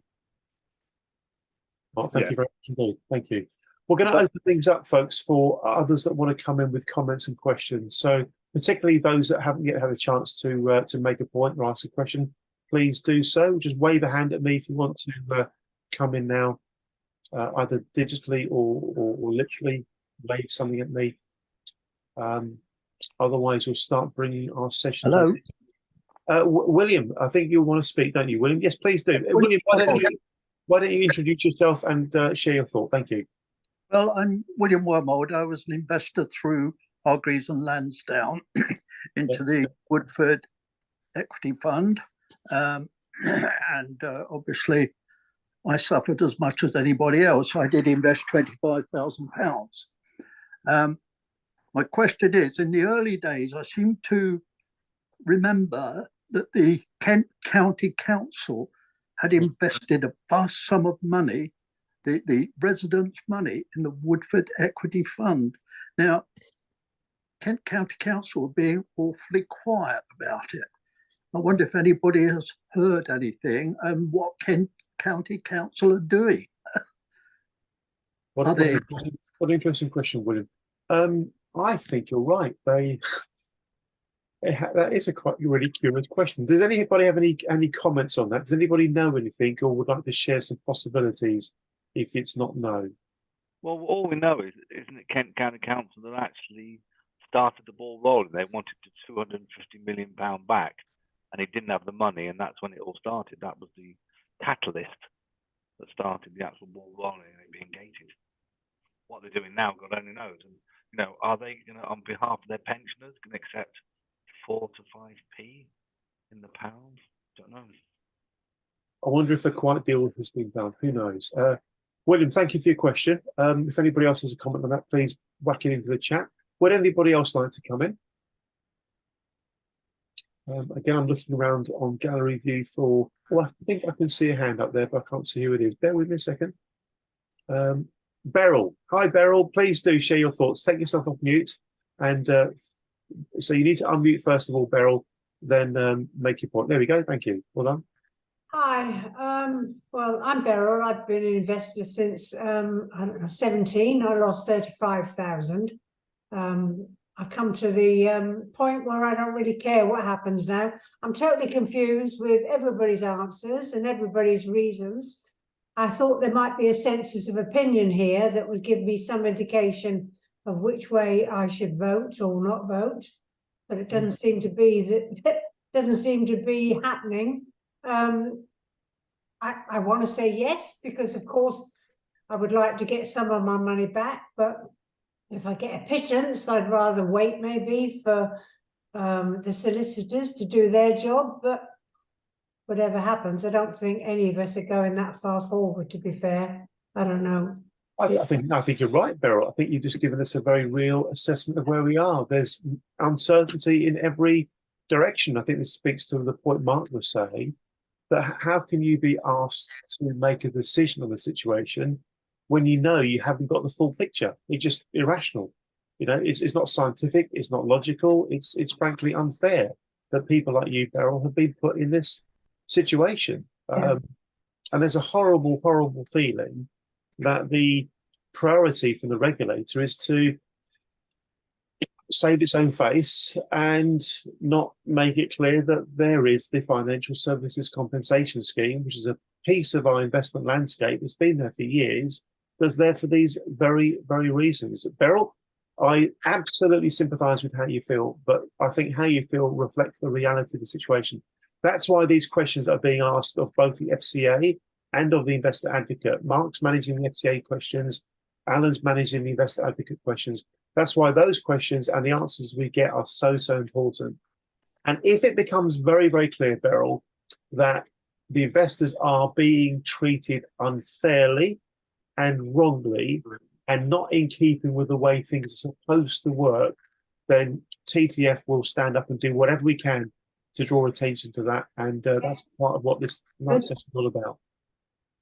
Okay, that would be helpful. Yeah. We'll do what we can, Beryl. Okay, thanks. Yeah. Thank you. Mr. Alan Pyatt, back to you, sir. Yeah, I know we're drawing to a close now, and it's just a thought and potential scenario. So let's say the vote doesn't get through, okay, and they hit the sandbags. Then it's either litigation with Lee Day, RGL, and Harkus Parker, or the FCA have had 4 years in investigations. They must know what the hell's been going on, yeah, or they must have a view on it.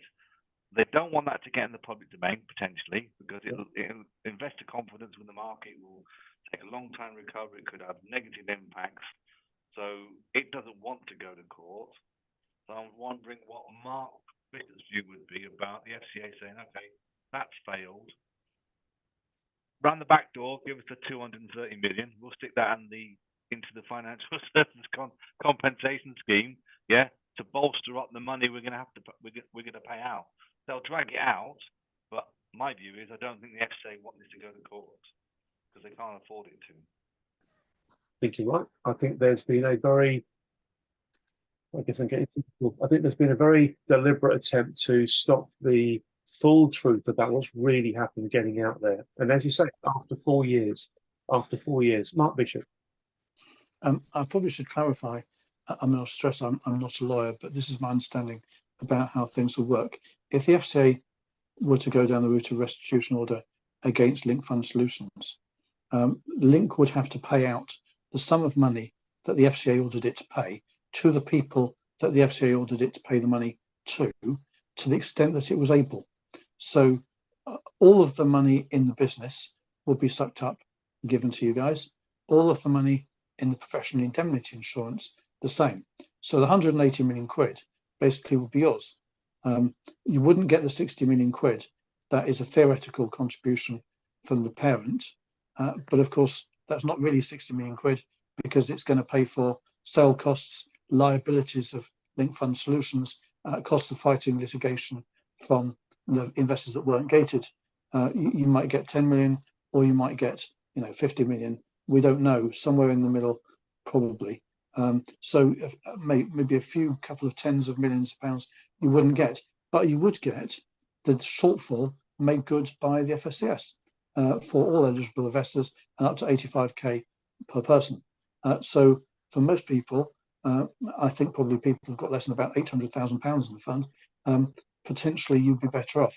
But I say potentially because it would depend on the scale of the restitution order that the FCA was prepared to get against the firm. And the problem with this, we keep coming around to it, is we don't know because the FCA is pretending this option doesn't exist. And literally in the email today, it doesn't mention it. It says the only option is litigation if you don't go for this offer, which is not true. It's maybe that they don't like the other option. There's a reason why they can't do it, but they should set that out if that is the case. So it's a mess, really. I mean, there isn't any way that people can kind of donate to the FSCS. You can't. FCA can do a deal with the FCA, so with Link, whereby Link will put the money into there, as effectively as that they would be giving it to you. So that's really the answer to the question technically, but it all comes down to the same thing, which is you're not having all of the options and all of the facts set in front of you at this point, which I think makes it difficult to make an informed decision. Thank you, Mark. Can you answer 2 questions for me, Mark? So the second question is, can you just remind me how you got to that 800k figure? You explained it earlier. I think others might also appreciate how you got to that 800k figure. That's the second question, okay? The first question is, Mark, am I right in thinking that when these good folk invested into Woodford, they did so cognizant of the fact that there was a financial services compensation scheme that worked the way that it worked, and on that basis, it is morally wrong for them to effectively have that not be made available, given what has happened? What are your thoughts on that? Okay, so the first one is, how do I get to a figure of about 800,000? And that's because at the moment, the deal you're being given, if you're generous towards it, is a bit more or less than 10 pence in the pound. So I've said, if you had, 800 and something thousand pounds in the fund and you get 10 pence in the pound, you're going to get about the 85k. So it's only the really, really huge investors. If you had 50 million in there, then clearly you're better off getting 10 pence in the pound at the most, if you're being generous, than you would 85k. So it's some theoretical, really large private investors, there may be a handful of them, would be better off not going down the FSCS route. As far as the other question is concerned, of course, when people invested, they understood, or likely to have understood, that the FSCS was available to them. And to give the FCA its credit, it is saying the FSCS may be available to you, but it's only saying that in the context of a litigation that succeeds. It's not saying it in the case of a restitution order obtained by the FCA. So one of the routes by which you would get to the FSCS, the one that doesn't cost you any money, because you don't have to pay in a way any percentage of what you're paid to the litigation funders and the lawyers, and the only one that doesn't involve you giving up any contractual rights, because you don't have to sign away your rights to litigate against people or any of that kind of thing. That only option, that really attractive option, theoretically, nobody's talking about it. It's as though it doesn't exist. That's why I think it's, at the moment, is effectively like it's a dysfunctional voting process, because you're being deprived of information about the counterfactual. Mark, thank you very much indeed. Remarkably interesting stuff. Mr. Mark Northway, back to you, sir. Yeah, I just wanted to ask Mark Bishop, if you're thinking about a restitution order, are you thinking about that for 298 million, or are you thinking about that for a bigger amount? Well, this is the question, really, isn't it? How can you make a decision when you don't know? They may have a very good reason why they are absolutely confident that they couldn't get a restitution order for any amount of money, or they may have really good KC's opinion that they would only get it for a tiny sum. I must say, I listened to Mark Northway's presentation, and I put instantly in the chat, he's basically asked the big money question, which is, what about the losses that were caused by malinvestment? Because the sum you're being offered at the moment is solely in respect of the lack of liquidity of your holdings compared with the liquidity that was enjoyed by a hypothetical investor who left instantly or immediately before the fund was gated. That person, because they were not held in the fund, didn't suffer a loss of value of the holdings after gating. That is the only bit that they're compensating you for at the moment, or proposing to compensate you for at the moment.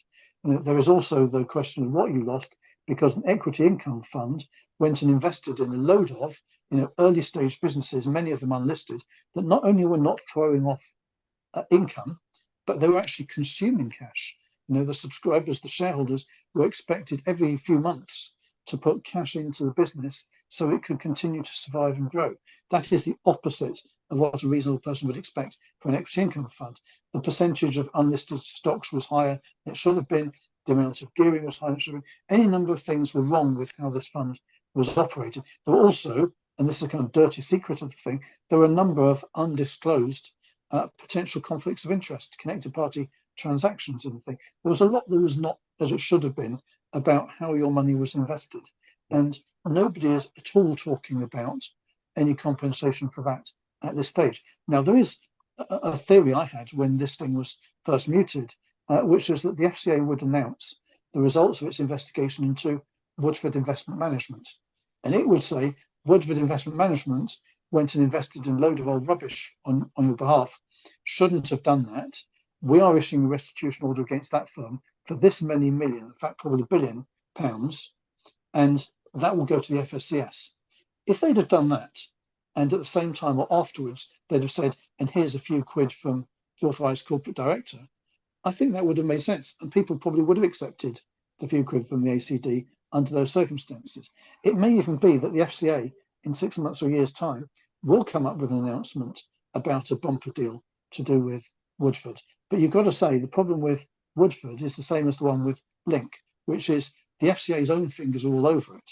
And if you've read, for example, Owen Walker's book about the Woodford Equity Income Fund, you know how many errors the FCA made in authorising, Neil himself after what he did at Invesco Perpetual, Newman, I've forgotten his first name, Craig is at Newman, who was the MD. He literally is accused of stealing client data from Invesco and was sacked, and yet he was authorised into a control function in this new business, an accelerated kind of authorisation process designed to help them.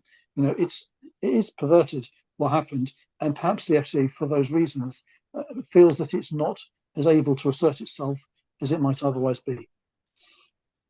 Well, thank you very, very much. Can I just come back on that slightly? Go on, and then we go to Paul Quarry. Go on, what? Yeah, your issue is that if you're looking for, so if you're saying this isn't adequate, we want a restitution order, your counterparty for that discussion is the FCA, and the FCA believes that the loss is 298 million. So the incremental value of a restitution order that the FCA is going to agree to, assuming they agree to that route, is only 50 million.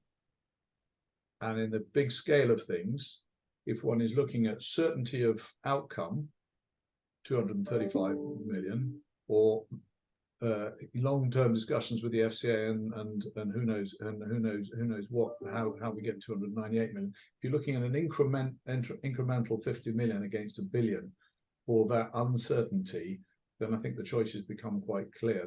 What I don't understand is, what I don't see is how you change the discussion, the FCA's view, to say, well, actually the losses are more like what the losses clearly are. And I think there's a transparency issue here. The FCA should be crystal clear on why it thinks that 298 is the FCA total amount, is the loss, and why it feels that there is no further claim on any party for the wrongdoing in terms of the way the portfolio was constructed and managed.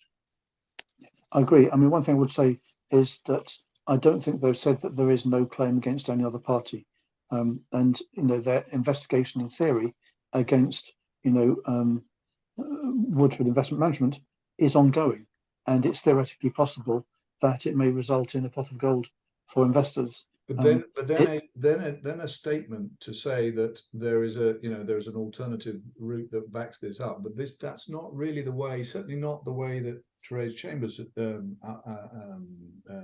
discussion has been going. She's kind of saying the FSCS is not there to cover investment losses, and investors should take what's on the table here. There's no hint of a follow-up. I know she says that they're investigating other parties, but there's no suggestion that that's going to result in a. I mean, because Woodford, let's face it, if one assumes that 235 million comes from this, and one accepts that there's a further loss behind it, if that loss were claimed from Woodford, Woodford would definitely fail, and the entire amount there would fall on the FSCS pocket purse. I don't see any hint that they're thinking about that. No, exactly. The thing is that they would say it's all confidential, we can't talk about it, etc., etc. But it does also come down to the sequencing, which is the FCA, for reasons we might speculate about, sees it as being a good thing to facilitate the sale of Link Fund Solutions to Waystone Group.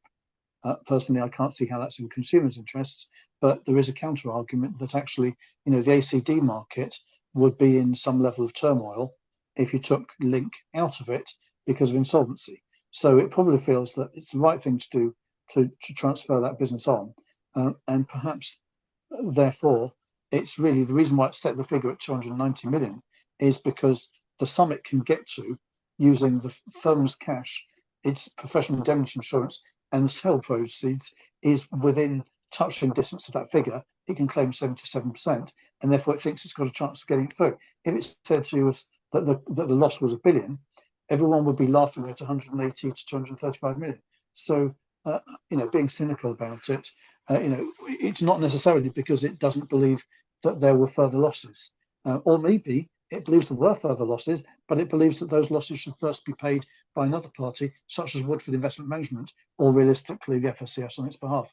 There's so much we don't know about this stuff. And that's the bit I struggle with, because the ACD is overseeing the management of the fund, which was the direct management was Woodford. But to the extent that they oversaw the liquidity, they also oversaw the portfolio construction, and they also oversaw the percentages that were in illiquid assets, and they also oversaw the marks and so on. Exactly. So I can't see that you can take an approach that says Link is only responsible for the late suspension, effectively, is what I interpret this process as. Exactly. I'm sorry, I've taken too much time. Apologies. General, can I cut across there? But we're all falling into a trap here. The trap is the narrative is only talking about post-suspension. Yes. And that is only a tip of an iceberg. It's the bit below the iceberg as well about what happened pre-gating and all the things that Woodford and Link didn't do or did do, that caused it. So it's a big 2-3 billion rather than 1 billion. So we're getting a bit narrow from my perspective. We'll hear Mark's point on that. We're then going to go to portfolio. Then we must ask David about a profoundly interesting point he just put in the chat. David's put the potential backers of the FSCS threatened to withdraw financial support because of the exorbitant amount of times that Andy Bailey messed up.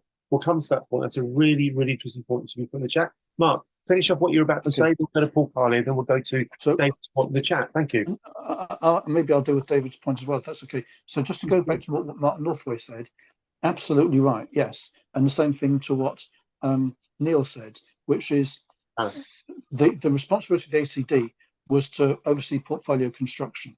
One of the most harrowing for me details about how Woodford Investment Management operated is that Neil Woodford had acquired a much younger wife who had a love of horses, and he then decided to share that love of horses. So they built a secure app for him so that he could buy and sell shares while riding his horse.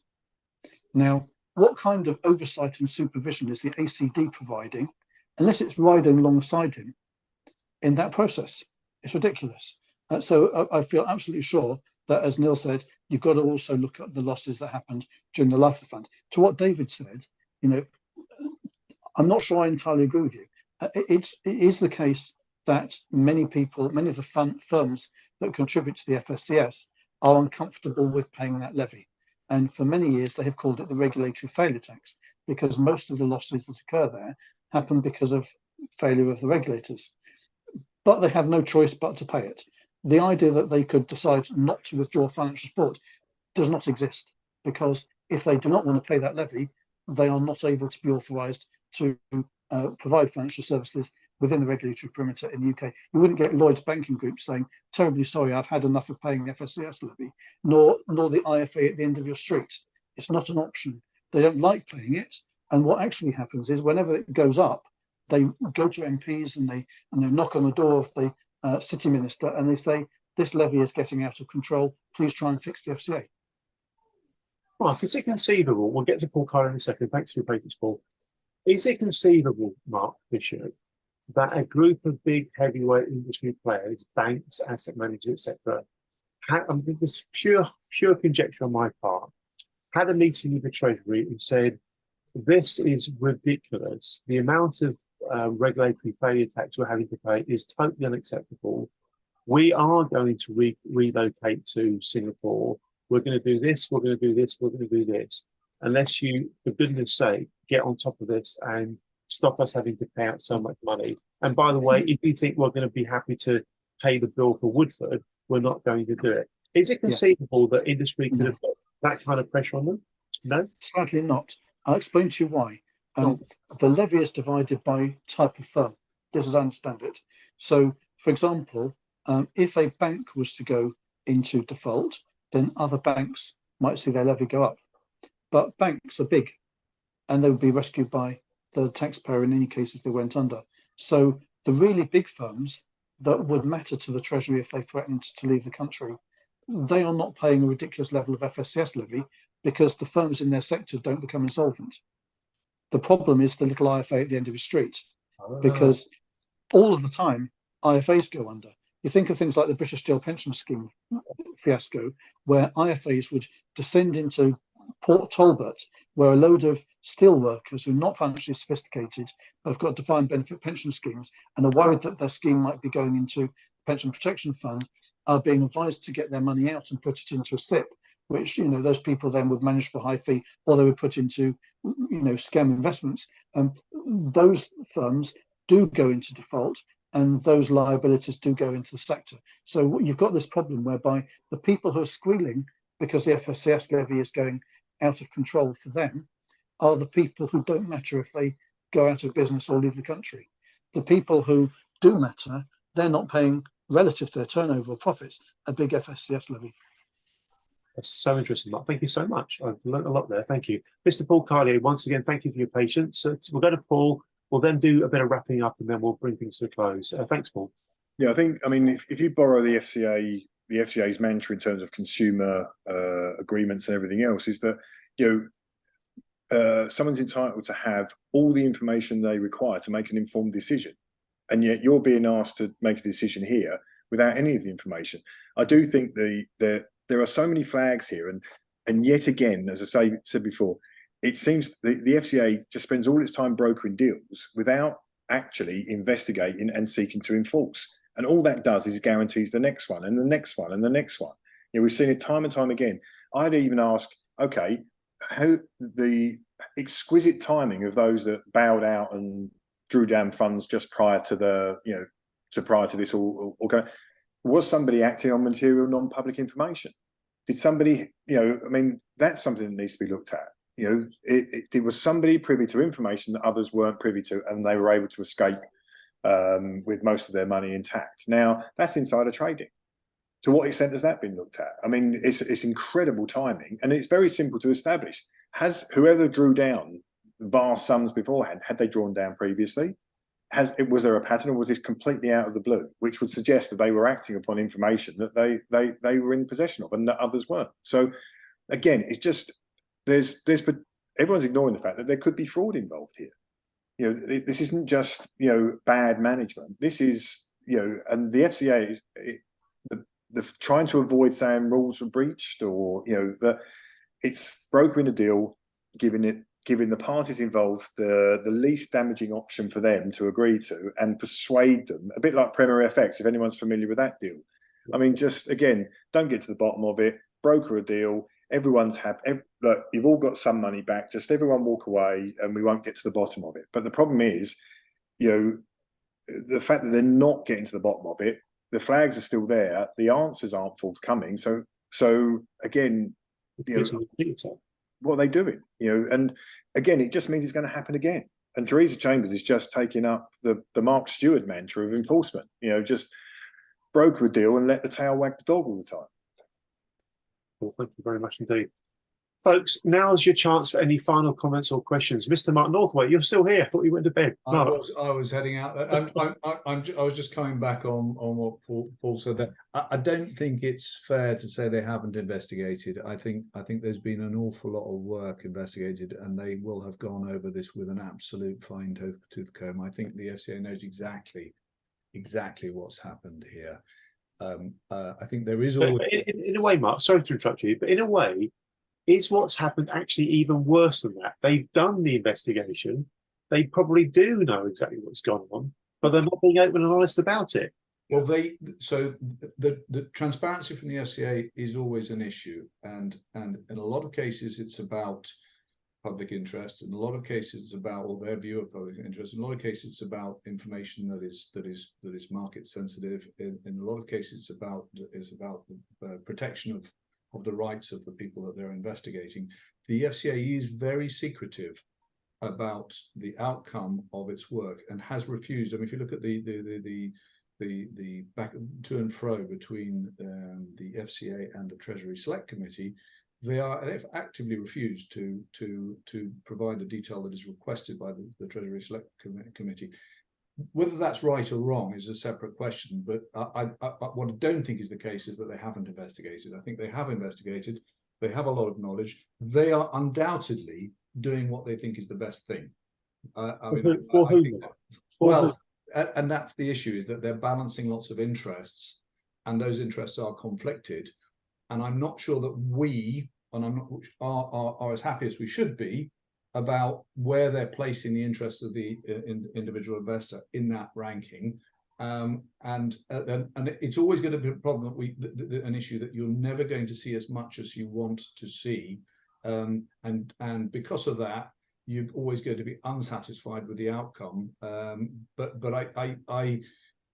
I think the motivations. So first of all, I don't think it's correct to challenge the investigation. I think that has happened, and I don't think one is necessarily challenging their motivations. I think the decision the solution that collectively has been arrived at here merits some challenge, because I don't think it's particularly fair. As I said before, it may well be the least worst outcome. So it may be that it is in the interest of investors to vote for it. But that's a different question to, is it fair? I think my point is that, you know, 4 years they have investigated, but they're not. And as Andy said, it's worse that despite 4 years of investigation, no one's any the wiser as to what really went on. And in the case of, it's a defunct fund now. So there's, you know, what damage can be done by disclosing the information. We've had this issue with Blackmore Bond.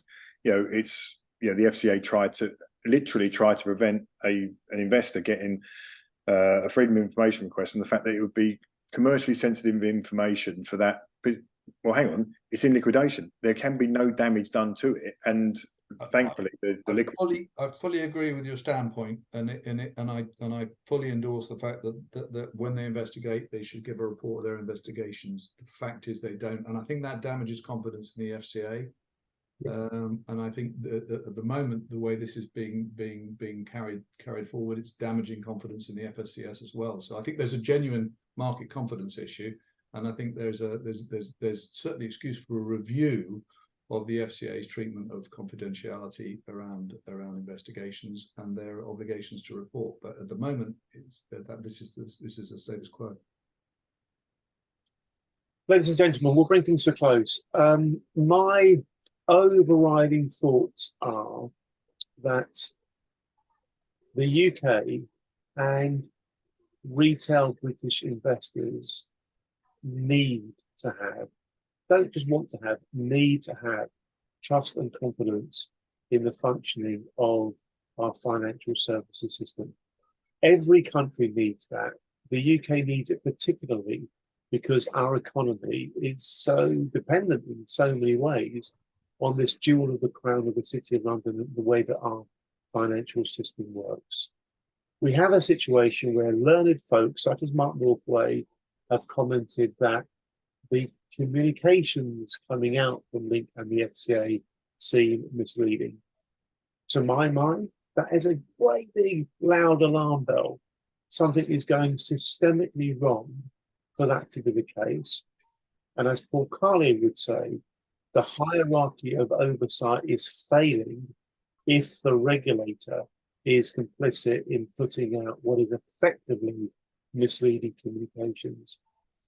On what basis have they got a right to not make it perfectly clear to people that there is the possibility of a restitution order being placed?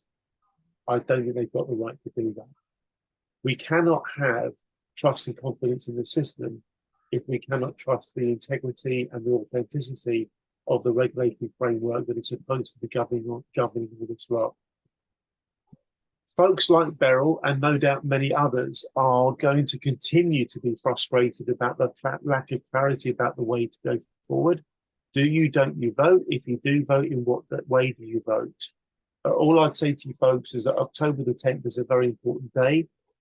Going back to what Sunil Chadha spoke about earlier, this is, I guess, something of a watershed moment. Aren't we willing to tolerate the status quo that is being put forward? And Transparency Task Force's view is sunlight is the best disinfectant. There continues to be too much that is allowed to be taking place in the shadows. We'll fight for that to be sorted. We'll campaign for that to be sorted. And we must not let unfairness become condoned, because if we begin to condone unfairness, then where the hell's that going to end? Where on earth is that going to end? Ladies and gentlemen, thank you very much indeed. Can we please once again put our hands together for everybody that's put a hell of a lot of volunteer time into this, particularly the folks like Mark Bishop and Alan Pyatt and Neil and Linda and everyone else that's been involved with this, Mark Northway, Paul Carlier, and many other folks as well. Ladies and gentlemen, thank you very much for bringing the session to the close. Thank you. Good night all. Good night.